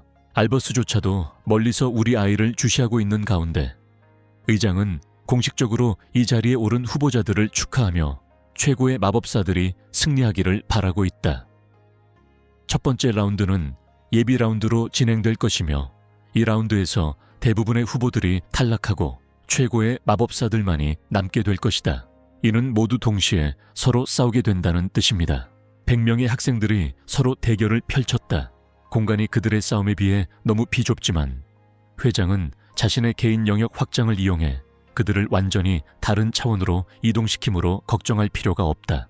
학생들은 자신이 어디로 이동했는지 상상조차 할 수 없다. 늙은 노인이 우주 공간의 가장자리에 서서 그것들을 여러 장소로 흩뿌리고 있다. 윌은 모든 학생들이 함께 이동한 아카데미 바로 뒤 숲으로 옮겨진다. 교장 선생님은 모든 학생들이 무작위로 정해진 장소에 배치되었다고 발표하셨다. 목표는 현명하게 협력하여 상대를 압도하지 않는 것이다. 모든 출발 지점은 운에 따라 결정됩니다. 윌은 여기 나와서 회장님의 놀라운 순간이동 기술에 감탄하고 있다. 왜냐하면 이 늙은이가 바로 지금 동시에 순간이동을 해버렸기 때문이다. 이로써 현장 훈련 시험의 시작이 시작됩니다. 우선순위를 정해 우리 소녀는 존재 은폐 마법을 발동하기 전에 나뭇가지 위로 뛰어내렸다. 이렇게 하면 그는 자신의 존재를 숨기고 다른 참가자들 주변에서 안전하게 행동하며 은밀하게 움직일 수 있다. 뒤를 돌아보니 실제로 3명의 학생이 서로 대치하고 있는 것을 발견했다. 그중 하나는 포켓몬으로 착각할 수 있을 정도로 강력한 대지의 골렘을 사용한다. 솔직히 말하자면 이 다른 소녀는 거대한 요정 망치를 가지고 있지만 두 사람 모두 상대방에게 정신이 팔려 있어서 세 번째 공격자인 여성을 잊어버리고 만다. 이 여성은 두 사람을 제자리에 얼어붙게 만드는 힘을 가지고 있다. 윌은 다른 공격 마법사들의 다양한 기술에 감탄하며 1등을 차지하려는 욕심 외에도 그들에게서 배울 점이 많다고 생각한다. 그는 방금 본 것을 마음에 들어하며 자신의 기술에 맞게 재해석할 계획이다. 싸움의 승자와 마지막 남은 사람은 골렘 녀석이야. 여기서는 대서사시 같은 전투에서 승리한 것을 축하하고 있어요. 한편 우리 아들이 나타나서 정신 나간 짓을 하네. 윌은 머리를 움켜쥐고 의식 차단 기술을 발동하여 즉시 기절시킨다. 고조의 무한 공허를 미니 버전으로 생각해보세요. 다시 이 능력으로 윌은 상대방의 생명력을 조종하여 기절시킬 수 있지만 소나기 힘이 약하면 제대로 효과를 발휘하지 못합니다. 이 기술은 베로니카와 함께 훈련하면서 그가 배운 것이다. 생각에 잠긴 사람은 다가오는 공격을 거의 알아차리지 못할 것이다. 그는 짧은 단검들을 피하며 바로 그 멍청한 놈이 또 왔다는 것을 기억해낸다. 이번에는 아이가 친구들을 데리고 왔는데 알버스는 그가 다른 학생들처럼 이 시험을 통과하려고 노력하는 것뿐이라고 생각하지만 3대1의 상황에서 수적으로 우위를 점하고 있다는 것을 알고 있습니다. 알버스가 칼 제작 마법을 하나 활성화한다. 라케이는 자신의 단검에 독을 바르고 마지막 하수인은 그림자 분신 마법을 사용하여 이 독 칼날들을 더욱 증식시킨다. 단 한 번의 접촉으로도 우리 소가 죽을 수 있으니 바로 막아야 한다. 논외에 수십 개의 칼날이 위를 향해 솟아오르며 그를 추적한다. 그들이 그에게 다가오자 그는 회복 마법으로 독을 치료할 수 있다는 생각을 하게 된다. 이 많은 단검들을 다루는 건 신체 강화 능력으로도 정말 귀찮은 일이네요. 궁지에 몰린 그는 완전히 새로운 수를 두기로 결심한다. 갑작스럽게 나타난 바리케이드가 위를 칼로부터 보호하며 그의 앞에 나타난다. 알버스는 같은 바위 골렘이 새로운 주인에게 복종하는 모습을 보고 깜짝 놀랐다. 회복 마법의 묘한 점은 다른 살아있는 생명체에도 적용할 수 있다는 것이다. 이곳의 바위 골렘은 캐스터의 피를 이용해 스스로 움직일 수 있다. 복잡한 패턴을 구현할 수는 없지만 치유사는 가짜 생명이라는 주문을 사용하여 쉽게 조작할 수 있다. 골렘은 피부에 돌진한다. 다이애나 본즈 트리오. 먼저 우리의 나쁜 녀석이 한 남자의 가슴을 때리고 그 다음에는 다른 남자의 위에 올라타서 아마도 영구적인 허리 통증을 주게 됩니다. 두 사람이 반대되는 장면을 끝내고 그는 자신이 죽을 위기에 처했다는 것을 깨닫고 당황합니다. 우리의 녀석은 단조로운 미카사처럼 그의 얼굴을 잡고 잠들게 만들며 그를 제압합니다.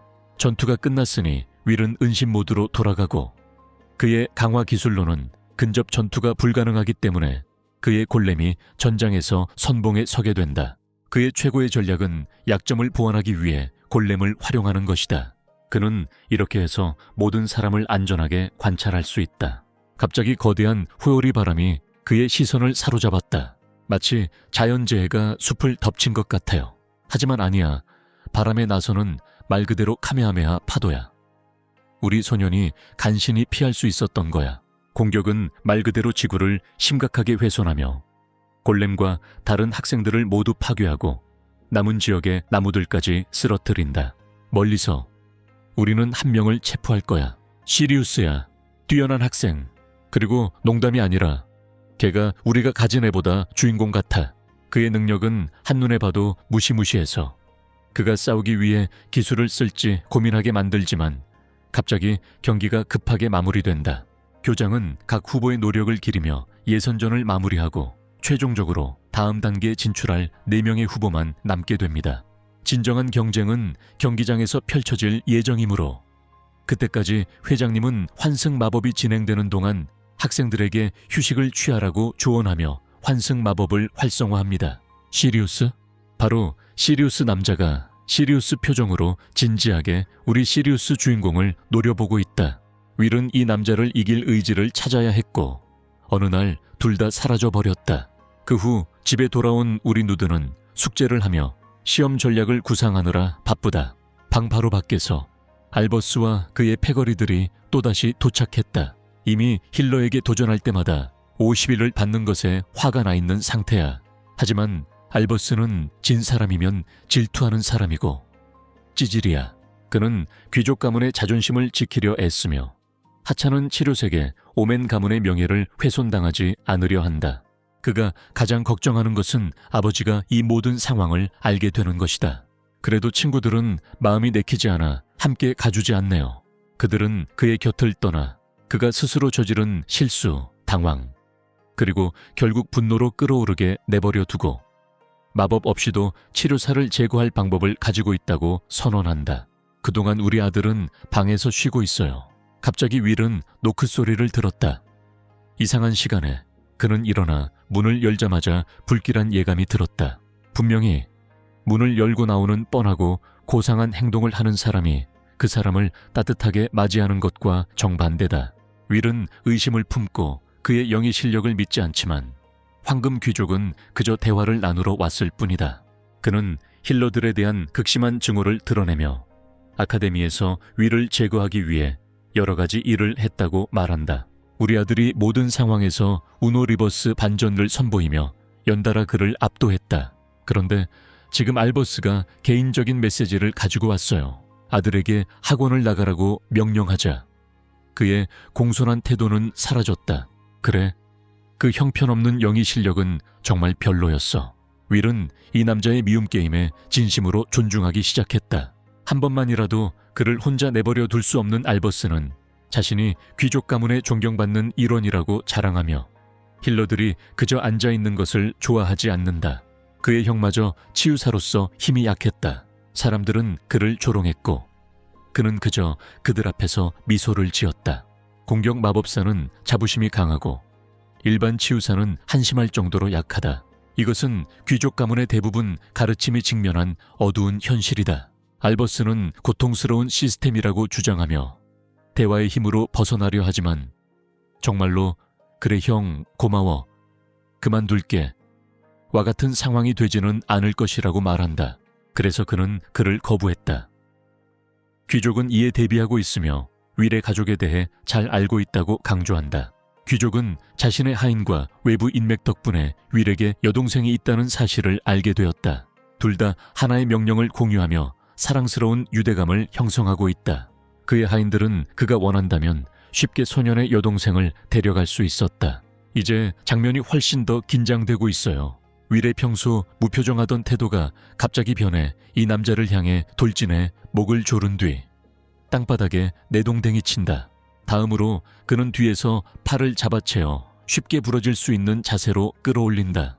윌은 고귀한 자에게 이미 마음을 정했다고 상기시키며 개처럼 징징대는 그의 모든 불평에도 불구하고 그의 팔이 부러져 비명을 지르는 불쌍한 모습이 남게 된다고 말한다.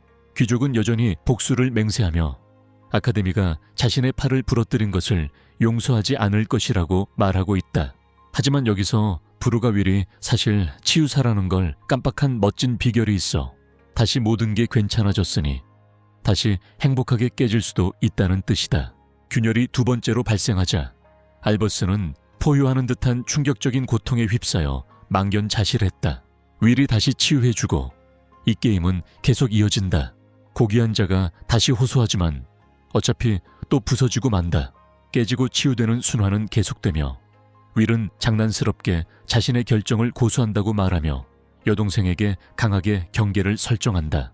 이 패배자는 결코 크랙을 건드리지 말았어야 했다. 알버스, 그의 영혼이 산산이 부서질 때까지 멈추지 않는 팔을 부수며 이제 그는 이 아이가 치유자가 아니라 현대의 사탄이라는 것을 이해하게 되었다.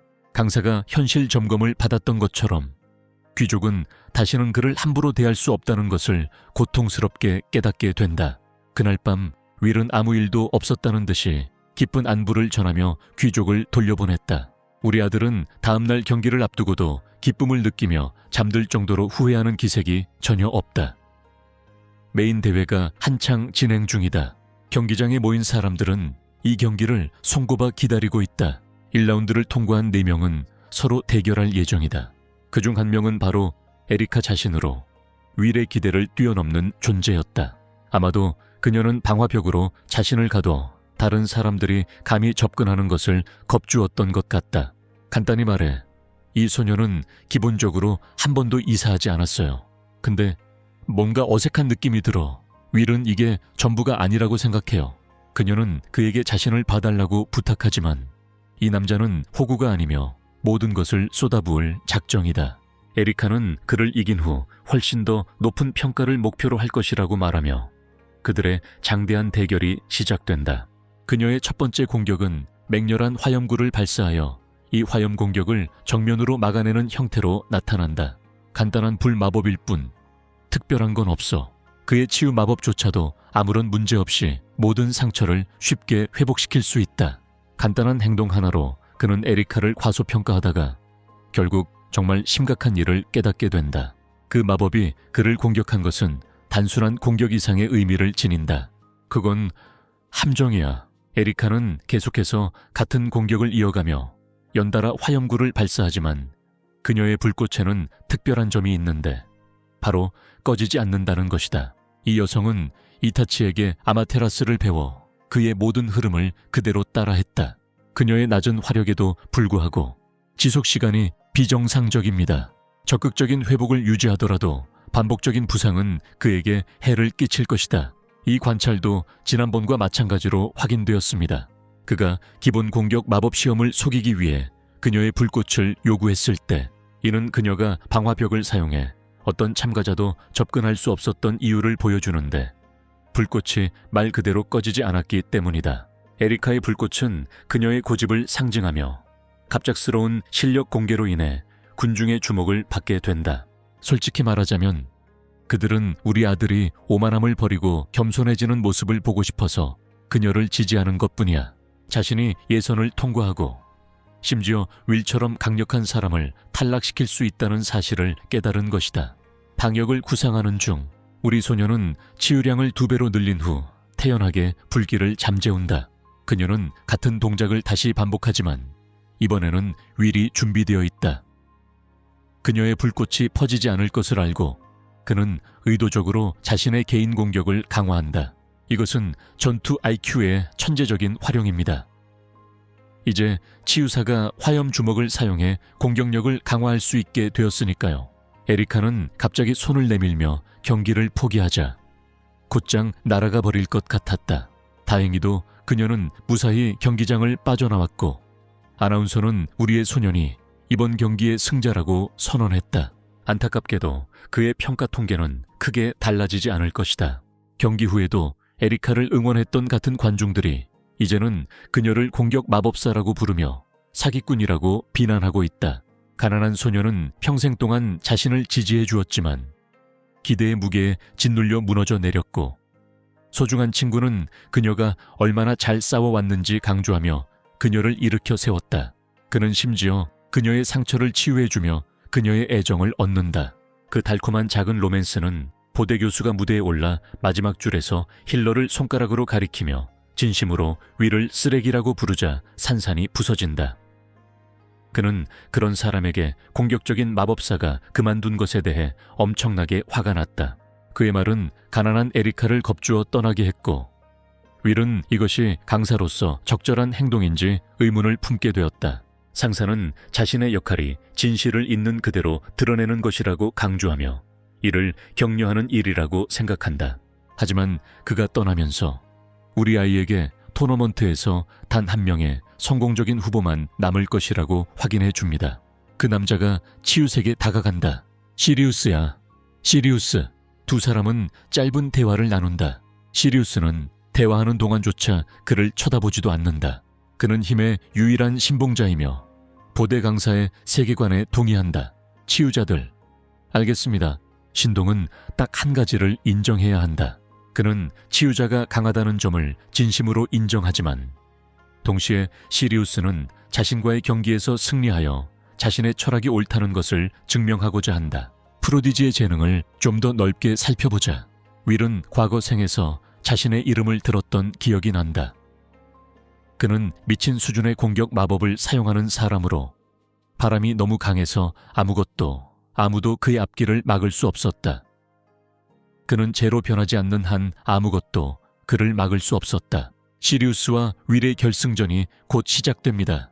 겉으로 보기에는 우리 아이가 여기서 신동에게 패배해야만 아카데미에서 인정을 받을 수 있다는 걸 이해하고 있는 것 같아. 그래서 그의 목표는 우승하는 거야. 최종 경기는 시리우스가 서 있는 곳에서 압도적인 트와이스를 발산하며 시작된다. 공격이 너무 많은 공간을 차지해 윌은 피할 수밖에 없었고 조심스럽게 자신의 한계 내에서 방역했다. 브레이킹 스피드는 번개처럼 빠른 속도로 모든 힘을 다해 신동에게 다가가고 있지만 시리우스는 거리를 좁히기 전에 전력을 다해 바람 공격을 퍼부어 그를 멀리 떨어뜨린다. 이건 치유자에게 어려운 문제야. 그는 가까이 가지 않고는 시리우스 블로우를 날릴 수 없다. 시리우스와 두 자연의 힘은 대결을 이어가고 시리우스는 자신의 속도를 알아차린 채 서로 마주하게 될 것이다. 그는 공격을 위해 손을 들어 올리고 상대방을 향해 맹렬한 바람을 일으키며 던진다. 우리 소녀는 이전에 불었던 토네이도가 지금 이 바람과는 전혀 다르다는 것을 깨닫는다. 이 바람은 온 지역을 날려버릴 정도로 강력하다. 그는 힘겹게 일어서려 애쓰지만 이제 데뷔할 때가 되었다. 그는 땅에 손을 얹고 거대한 나무를 키우기 시작했고 에리카는 군중 속에서 치유 마법의 능력에 놀라움을 금치 못했다. 얼마 전 강화된 사실을 알게 된 우리 소녀는 베로니카 교수님께 이 기술을 선보이며 식물에 생명 에너지를 불어넣어 빠르게 성장할 수 있었다고 설명했습니다. 그는 식물을 조종할 수 있는 공격 마법에 대해 미리 알고 있었고 그것을 시도해보기로 결심했다. 이 기술을 바탕으로 그는 전술을 그에 맞게 조정하고 싶어 했다. 갑자기 그는 땅으로 쓰러지기 시작했고 베로니카 교수는 그를 일으켜 세웠다. 베로니카는 책에서 그런 중요한 기술일 수 있다는 점을 명확히 밝히지 않았기 때문에 갑작스러운 피로감에 놀랐고 파괴가 치유보다 더 쉽다고 설명하며 코드를 해독했다. 치유 마법은 공격 마법보다 훨씬 많은 마나를 소모하고 공격 마법을 재생하는데도 많은 마나가 필요하기 때문이다. 치유 마법을 사용하는 것은 마나를 가장 비효율적으로 사용하는 방법일 가능성이 높다. 이 기술의 결과를 잘 알고 있는 그는 적절하게 활용할 수 있는 순간에만 사용하려고 계획하고 있다. 현재로 돌아와서 우리 주인공은 이 기술을 전장에서 활용한다. 공격 마법의 효율이 높지 않기 때문에 그는 이 기술에 의지하기로 결정했다. 시리우스가 나무가 성장하는 것을 끝내고 바람 칼날 공격으로 나무를 베어낸다. 이는 시리우스 마법이 적을 삼킬 수 있는 토네이도와 넓은 지역을 날려버릴 수 있는 폭풍으로 구성되어 있기 때문에 우리의 작전을 방해한다. 그의 바람 칼날은 단단한 물체를 대상으로 하고 토네이도는 자신을 중심으로 접근하는 모든 사람을 처리하는 데 사용된다. 윌은 시리우스가 그만한 이유가 있는 최고의 후보라는 것을 깨닫지만 이 마법을 이용해 자신을 더 강하게 만들려는 목표도 가지고 있으며 시리우스 쪽으로 뛰어간다. 상대는 즉시 자신을 둘러싼 토네이도를 형성하며 아무리 노력해도 자신에게 닿을 수 없다고 비웃고 틀린 말이 아니었다. 우리 아들이 토네이도에 닿는 순간 튕겨져 나간다. 시리우스는 미소를 짓지만 갑자기 무언가 잘못되었다는 것을 깨닫는다. 그는 어깨를 살펴보니 나무 조각에 찔린 자국이 있음을 발견했다. 그의 얼굴에는 설명이 필요하다는 요구가 분명하게 드러난다. 윌은 자신감 있게 자신의 전술을 밝힌다. 그는 시리우스가 자신을 보호할 수 없다는 것을 알고 있었고 그래서 지하에 있던 식물은 모든 방향으로 뿌리를 뻗었고 그로 인해 어깨가 찔리게 되었다. 주인공은 보대 교수와 성격이 극명하게 달라서 혹시 보대 교수를 걱정하고 있는 건 아닌지 궁금해한다. 시리우스가 고통에 신음하는 동안 시리우스는 선생님이 자신을 강하게 만들기 위해 가르친다고 해명한다. 우리 아들은 유명한 집안 출신임을 알고 더 많은 질문을 던졌고 시리우스는 자신의 가족에 대한 진실을 털어놓았다. 마법 능력은 무엇보다 중요하다. 가장 강한 사람이 가족의 우두머리가 된다. 성별이나 나이와 같은 다른 요소는 중요하지 않습니다. 이로 인해 가족 내에 적이 생겨 모두 권력을 다투게 되었고 시리우스 자신의 아버지는 시리우스를 가르치는 것을 거부하며 스승의 말을 듣는 것이야말로 시리우스가 진정으로 권력과 힘을 얻을 수 있는 유일한 방법이라고 생각한다. 그리고 그는 다시 한번 모든 마법 에너지를 모으고 이를 본 주인공을 포함한 모든 관중이 놀라움을 금치 못했다. 마법의 힘으로 용을 만들어내고 시리우스는 이 일을 해결하겠다고 선언한다. 지금이다. 용이 우리 사람을 노리며 그는 이 일이 단순한 장난이 아님을 깨닫게 된다. 얼마 전에는 공격 마법을 사용하는 마법사들이 더 수월하다고 생각했었는데 그로 인해 더 열심히 파밍하고 싶어졌지만 사실은 내내 틀렸었다. 재능만이 우열을 가리는 유일한 요소가 아니라는 것을 깨달았다. 혈통, 재능, 과거 등 여러 요소가 모두 영향을 미친다. 이 모든 일로 인해 그는 시리우스에게 이번 싸움에서 그를 이기고 싶다고 선언하게 된다. 시리우스는 갑작스러운 발표에 어리둥절해한다. 윌은 자신의 특별한 씨앗을 사용할 준비를 하며 손을 땅에 던지고 다시 나무를 자라게 하기 시작한다. 식물. 빠르게 성장하며 다른 식물보다 훨씬 많은 마나를 소모합니다. 하지만 우리 사람이 계속해서 마나를 쏟아붓는다면 앞으로도 계속 성장할 수 있다는 점이 장점이다. 시리우스는 바람의 칼날을 휘둘러 나무를 다시 반으로 잘라 하늘로 날려보낸다. 하지만 그가 고개를 들어보니 날고 있던 나뭇가지 하나가 거대한 나무로 자라나 그를 향해 곧장 다가오고 있었다. 한편 윌은 시리우스가 이미 마법을 사용해 바람 드래곤을 유지하고 있기 때문에 자신을 방어할 시간이 충분하지 않을 것이라고 추측한다. 그 가정은 사실로 드러났고 나무는 시리우스에게 쓰러졌다. 고개를 들어보니 윌이 칼을 겨누고 자신을 향해 서 있는 모습이 보였다. 생각에 잠긴 그는 자신이 졌다는 것을 깨닫는다. 윌이 우승자로 발표되었습니다. 시리우스가 질 줄 몰랐던 관중들은 환호했고 주인공이 가진 힘에 대해 이야기했다. 그러자 영웅은 시리우스가 다시 일어설 수 있도록 손을 내밀며 그의 힘을 칭찬하지만 시리우스는 패배한 듯한 목소리로 대답한다. 우리 아들은 좋은 매치였다고 인정하며 그를 안심시키려 애쓴다. 갑자기 교수님이 들어오시더니 시리우스에게서 느껴지는 힘에 실망한 기색이 역력했다. 그는 나무를 발로 차서 떨어뜨리고 허리를 잡고 일으켜 세운다.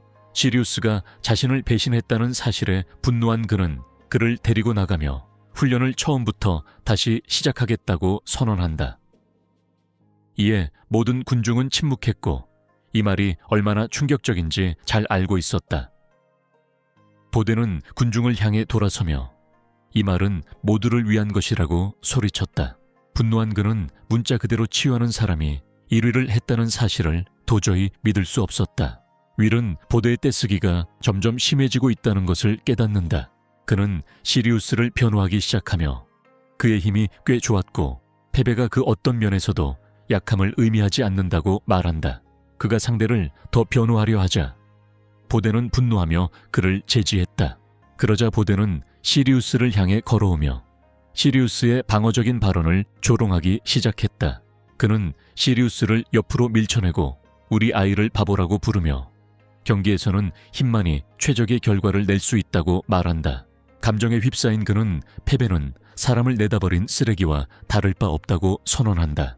윌은 보대가 자신의 제재에 대해 그렇게 심하게 말하는 것에 불편함을 느껴 치유사라는 이유만으로 보대가 원하는 대로 말할 권리가 없다고 주장하기 시작한다.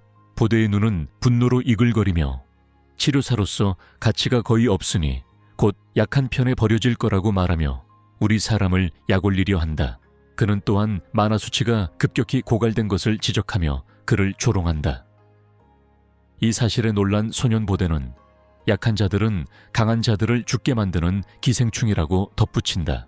무거운 존재라는 말을 들은 순간 우리 소년은 과거로 돌아가 보대에게 강하지 못하다는 이유로 학대받았던 기억을 떠올리게 된다. 그때도 그는 자신을 방어하려 애썼고 치유사들이 마법으로 다른 사람들을 도울 수 있다고 외치며 주장했다. 그는 세상이 균형을 유지하기 위해서는 치유자가 필요하다는 자신의 주장을 증명하려 했다. 그렇지 않으면 인류는 멸망할 것이라고 보대는 그를 놓아주었고 그의 제자가 한때 후방부대가 탈출할 시간을 벌기 위해 최전선에 서서 싸웠지만 결국 약한 괴물들에게 전멸당했던 일을 기억했다.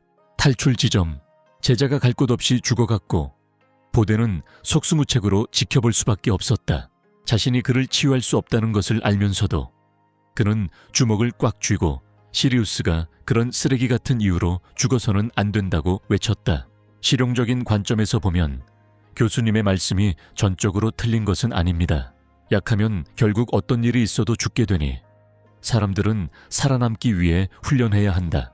그래도 언젠가는 괴물들이 더 폭력적으로 변할 때가 올 거야. 그리고 그런 일이 생기면 강자는 이기심을 부릴 여유가 없다. 그런 순간에는 재능이 없는 사람들도 어떻게든 싸워야 한다.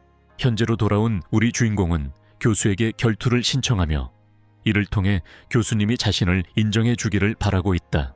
보대는 비웃으며 도전을 받아들이고 단순한 치유사가 자신을 이길 수 없을 것이라 확신한다. 이 말을 들은 심판은 당황하여 보대가 정말로 시리우스인지 도전의 진위 여부를 물었다. 보대는 자신에게 유리하도록 규칙을 뻔뻔하게 어긴다. 벗어날 방법이 없자 심판은 시리우스를 데리고 나간다. 보대와의 특별한 경기가 발표되었고 잠시 후 경기가 시작되었다. 보대는 손가락을 꺾으며 자신이 가진 만화 양으로 우리 소년이 얼마나 약한지 보여줄 거라고 자랑한다. 윌은 오랜만에 만나는 가장 강력한 상대를 마주하게 될까봐 걱정하고 있다. 그는 이번 결투가 보통의 결투가 아니기 때문에 신중하게 계획을 세우기 시작한다. 시작하려던 찰나 보대는 우리 선수가 너무 느리다고 외치며 공격을 시작했다. 마법의 불꽃은 온 땅을 환하게 비출 만큼 강렬하다. 그는 이어서 자신이 승리할 수밖에 없는 3가지 이유를 가르쳐준 것에 대해 자랑한다. 적을 제압하기 위해 첫 번째 이유로 거리상의 우위를 점하며 엄청난 양의 만화가 뿜어져 나온다. 두 번째 이유는 속도 때문인데 속도가 빠르면 행동을 취하기 어렵습니다. 세 번째 이유는 한 번의 일격으로 끝낼 수 있는 힘이다. 보대가 말을 이어가려 하자 주인공이 지금 자신의 말을 듣지 못할 수도 있다는 듯 비웃었다. 우리의 주인공은 다시 한번 일어나 한 번의 일격으로 끝내는 힘이 어디 있는지 묻는다. 눈에 띄게 다쳤음에도 불구하고 우리 소녀는 교수님이 독특한 번개 마법을 가지고 있다는 것을 알고 여전히 서 있다. 전기적 손상을 피하기 위해 그는 어떻게든 몸 안쪽으로 직접 타격을 받지 않도록 해야 한다. 그는 자신의 치유 마법이 충분히 빠르지 않기 때문에 뇌나 심장에 타격을 입으면 자신의 기술이 쓸모없어질 것이라는 것을 알고 있다. 바로 그런 이유로 그는 전기를 쉽게 통할 수 있는 혈액 회로를 만들었다. 그는 칼로 손을 찔렀고 전기가 칼날을 통과할 때 팔과 다리를 거쳐 땅으로 흘러들어가 그가 받는 피해를 최소화했다. 그래도 정의 공격을 견디는 것은 매우 어렵다. 이제 우리 소년이 방역을 시작할 때다. 보대는 그를 경시하며 그가 공격을 가까스로 견뎌낸 것을 알고 동정심을 느낀다고 말한다. 이후 마법을 통해 육체를 강화하려 하지만 갑자기 자신의 몸에 힘을 주입할 수 없다는 사실을 깨닫는다. 보대는 자신의 보라색 번개가 피해자를 마비시켜 움직일 수 없게 만든다고 밝혔다. 윌은 자신이 시리우스에게 문제가 생겼을지도 모른다는 것을 깨닫고 또 다른 공격이 자신을 향해 다가오자 다시 손을 들어 올렸다. 자아도취적인 보대는 남은 만화를 계속 사용하고 싶어 한다. 주인공이 얼마나 많은 타격을 견딜 수 있는지 확인해야 한다. 보대는 공격을 풀고 관중들을 충격에 빠뜨리는 반면 우리 주인공은 교수가 정말로 강력하고 완벽하며 독창적인 마법을 가지고 있다는 것을 알고 그 마법이 그의 오만함을 부추기지만 주인공은 포기하지 않는다. 그는 남은 만화와 체력을 모두 조작에 쏟아부으며 자신이 승리할 것이라고 결심한다. 그는 손을 바닥에 내리치며 즉시 물의 보물나무를 키우기 시작한다. 이 나무는 땅에서 많은 양의 물을 흡수하고 저장할 수 있는 능력이 있어 장벽으로 활용하면 전기가 쉽게 분산될 수 있다. 하지만 운명은 다른 길을 정해 놓았어. 보대는 정의 공격을 이용해 나무를 베어내고 이에 관중들은 충격에 빠졌다. 주인공에게 남은 것이 없다고 생각한 보대가 걸어오자 우리 아들은 말문이 막혔다. 하지만 보대는 쓰러진 나무를 바라보며 빠르게 자라나는 버섯들을 보고 정말로 충격을 받았다. 우리 아들은 조용히 안도감을 느낀다. 그의 기술은 버섯이 빠르게 자라는 것처럼 효과가 있었다. 번개가 친 후에 번개로 인해 숲이 황무지로 변하면 적이 없는 환경에서 자랄 수 있는 기회가 생기고 버섯은 가장 먼저 나타나는 식물 중 하나이다. 하지만 그게 유일한 장점만은 아니에요. 또한 몸에 마비를 일으키고 수염이 직접 경험하게 됩니다. 그는 당황했고 우리 선수는 기회를 포착했다. 상대와의 유리한 거리가 사라졌다는 것을 알고 주먹을 휘둘러 보대에게 직격했지만 보대는 간신히 피하고 우리 선수의 급소를 직격했다. 그는 자신이 근접 전투에도 능숙하며 자신만의 마법으로 전기를 더욱 능숙하게 다룰 수 있다고 밝혔다. 그는 자신의 몸을 전기로 강화하여 움직임을 가속화하면 그 마비 트릭은 아무것도 아닐 것이라고 말한다. 땅바닥에 주저앉은 채 가슴을 움켜쥔 윌은 자신이 자랑스럽게 이길 수 없을지도 모른다는 사실을 받아들이지 못하고 주먹을 불끈 쥐며 자신이 결투의 승자임을 선언한다. 하지만 그가 펀치를 날리기도 전에 누군가 그를 막는다. 뒤돌아보니 베로니카 교수가 칼을 뽑아들고 있었다. 그는 그녀가 간섭하지 말라고 말하며 그녀를 무시하려고 한다. 초보자로서 우리 아이는 떨고 있지만 베로니카를 보자마자 희망의 빛이 떠오른다.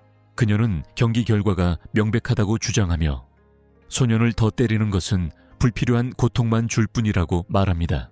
보데는 윌이 치유사이며 스스로 치유할 수 있다고 주장하며 자신을 정당화하려 한다.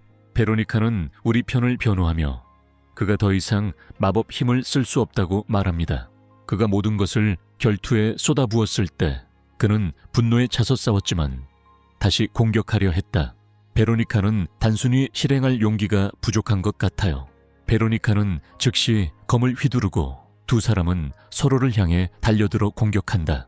갑자기 교장 선생님이 나타나 말다툼을 멈추게 했다. 그는 그들 사이에 서서 보데가 앞으로 나아가지 못하도록 막고 베로니카에게 상황을 더 일찍 설명하지 못한 것에 대해 사과한다.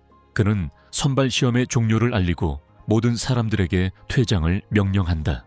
학생들이 흩어지기 시작하자 우리 주인공은 스스로를 치유하려 하지만 실패한다. 만화가 완전히 소진된 베로니카는 윌을 품에 안고 그가 잘 해냈다고 안심시켜준다. 그녀는 그에게 휴식을 취하고 한계를 넘지 말라고 당부하지만 그런 말만으로는 충분하지 않다. 다음 날 그는 학교를 걸으며 힘의 차이에 대해 생각했다. 그런 강한 사람들이 주변에 있었음에도 인류가 어떻게 사라질 수 있었는지 여전히 의문으로 남아 그는 더욱 강해지기로 결심한다. 윌이 방에 들어서자 교장은 기쁘게 맞이했다. 부상이 상당히 회복된 것을 알아차린 우리 소녀는 만화가 돌아오자 치유가 거의 즉시 이루어졌다고 설명한다. 교장은 윌이 현장 훈련에 아무런 문제가 없을 것이라고 예상하고 이는 주인공을 놀라게 한다. 그는 이어서 윌이 선발에서 1등을 차지했기 때문에 그와 함께 통과했다고 설명했습니다. 시리우스와 에리카도 통과했어요.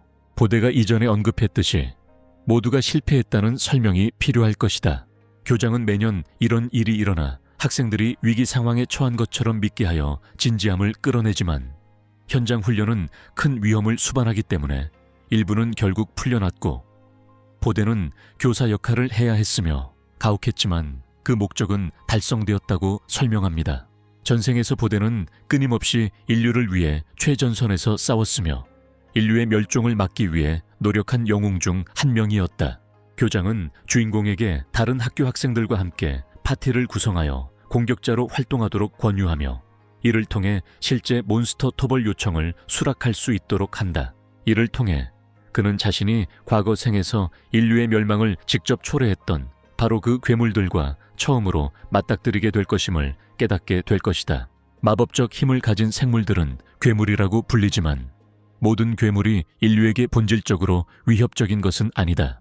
일부는 인간을 공격하기도 하지만 대개는 자신의 생존을 위해 그러는 경우가 많다. 만약 이들의 생태적 행동이 제대로 연구되었다면 적대적인 존재로 취급하기보다는 이웃종으로 활용될 수 있었을 것이다. 하지만 2년 뒤에는 세상이 크게 변할 것이다. 붉은 달의 영향으로 붉은 달에 노출된 몬스터들은 흉포해지고 다양한 종의 초월 몬스터들이 인류를 완전히 멸망시키려는 단일한 목표를 가지고 연합하기 시작한다. 그리고 그 재앙이 일어난 지 2년 후 마왕이 직접 세상에 강림할 것이다. 이러한 일련의 사건들은 인류를 완전히 불리한 상황에 놓이게 하여 국가들이 붕괴하고 수많은 사람들이 목숨을 잃게 만들 것이다.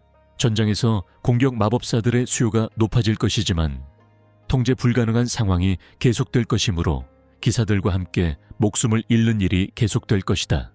최전선이 함락되면 치유 마법사들조차도 학살당할 것이며 부상자들을 위한 지원도 남지 않을 것이다.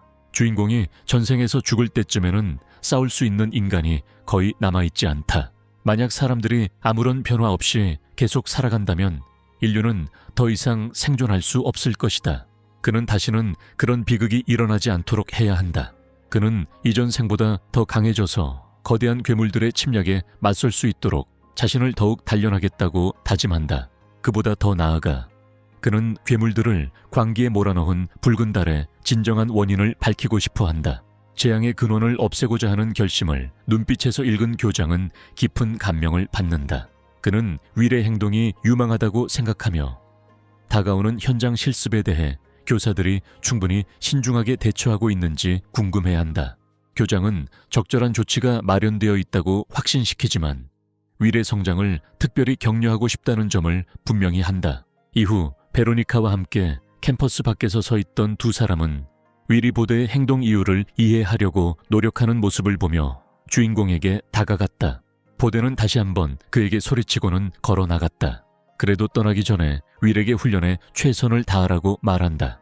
그러자 그가 돌아서자마자 뒤에서 서 있던 시리우스에게 조용히 감사 인사를 건네고 시리우스 또한 앞으로 나와 윌에게 감사의 인사를 전한다.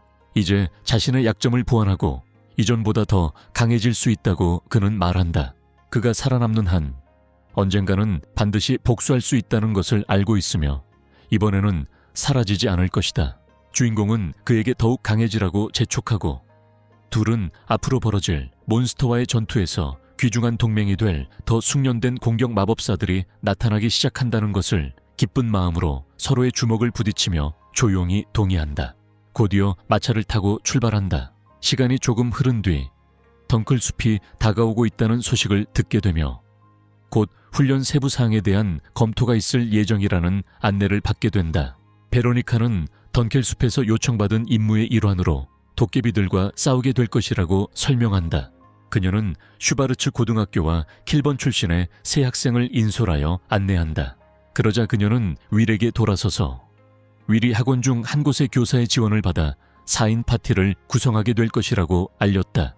에리카는 파티 멤버가 이미 결정되었는지 묻고 베로니카는 자신과 같은 파티에 함께할 것이라고 안심시킨다. 에리카는 베로니카가 무섭게 느껴지지만 그래도 완전히 낯선 사람과 짝을 지는 것보다 훨씬 낫다고 생각한다. 잠시 후 그들이 도착했다는 소식을 듣게 된다. 마차에서 내리자마자 베로니카는 길버트 출신 학생들이 이미 그 지역에 도착했다는 것을 알아차렸다. 주인공은 전생에 지인이 많지 않았고 인맥도 넓지 않았다고 회상한다. 갑자기 한 소녀가 윌에게 달려와 그를 꽉 껴안으며 그를 만나고 싶어서 죽을 뻔했다고 외쳤다. 주인공은 자신이 누구인지 전혀 알 수 없어 당황한다. 그녀는 슈바르츠 아카데미의 교장 마르골드 그란트이자 아놀드의 손녀로 자신을 빠르게 소개했다. 영웅은 그녀의 소개에 완전히 넋이 나간 채로 과거 생에서 그녀를 생생하게 기억해냈다. 그는 한때 원장댁에서 치료했던 소녀를 여기서 특히 숲에서 만날 줄은 전혀 예상하지 못했다. 다시 그녀를 보니 그는 그녀가 어떻게 지냈는지 궁금해졌고 그녀는 재빨리 자신이 잘 지내고 있다고 안심시켜 주었다. 거의 즉시 그녀는 그에게 제대로 감사 인사를 드리지 못했다며 사과하기 시작한다.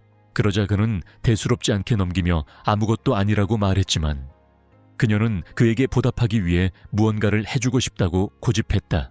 그러자 그녀는 마술에 재능이 전혀 없었기 때문에 대신 길버트 아카데미에 입학하여 검술에 전념했다고 설명했습니다.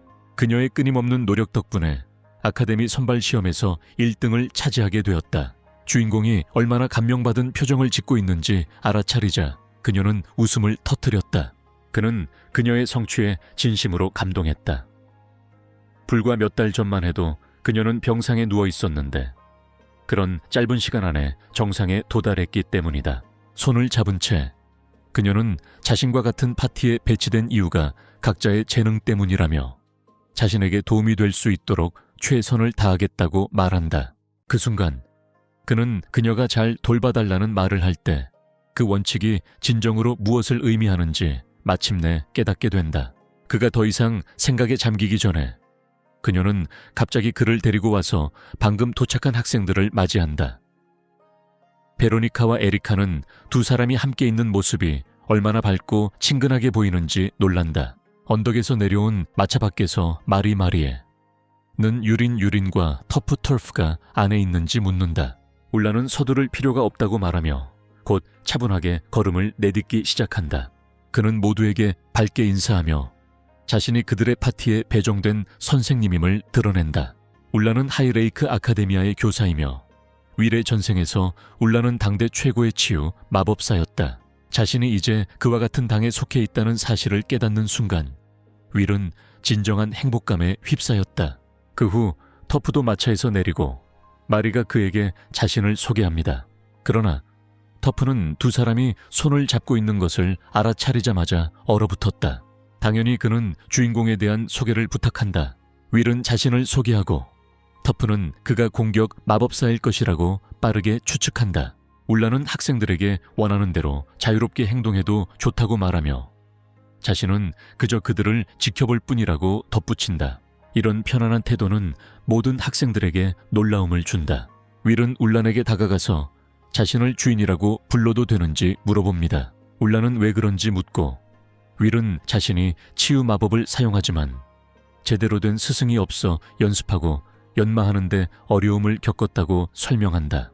그는 이어서 울란에게 자신을 가르쳐줄 의향이 있는지 물었다. 울란은 윌에 대해 들어본 적이 있다고 말하며 기꺼이 그에게 치유 마법을 가르쳐 주겠다고 한다. 머레이는 윌이 그렇게 한다면 자신도 울란을 마스터라고 부를 수 있어야 한다고 주장하며 그들을 뒤쫓아간다. 베로니카는 파티가 잘 어울려 보이는 것을 관찰한다. 이후 정복 임무가 부여되면 각 진영은 오두막을 거점으로 삼아 작전을 수행하라는 지시를 받는다. 도깨비가 출몰했다는 소식이 들린 곳은 숲속 깊숙한 곳이므로 울란과 마리아는 즉시 그곳으로 가기로 결정했다. 한편 치유 마법사 터프는 최전선을 피하여 기지에 남아있도록 지시받는다. 전통적인 의례에 따라 머레이는 도깨비 산란 지역으로 걸어가는 길에 윌이 최전선에서 치유 마법사 역할만 할 것인지 묻는다. 그는 차분하게 대답하며 그녀에게 자신을 걱정하지 말라고 한다. 그는 자신이 그룹 감독을 맡아 모든 것을 면밀히 주시하면서 그들이 자유롭게 싸울 수 있도록 하겠다고 설명한다. 그의 말을 진지하게 받아들인 두 사람은 감독관이 엄격한 규칙을 가지고 있지 않다는 것을 인정했다. 그들은 즉시 한 번의 빠른 동작으로 도깨비들을 사냥하기 시작한다. 마리아는 한꺼번에 많은 수의 고블린을 쓰러뜨린다. 주인공은 몇 달 전만 해도 완전히 병상에 누워 있었던 그녀를 떠올리며 지금 눈앞에 펼쳐진 광경을 도저히 믿을 수 없었다.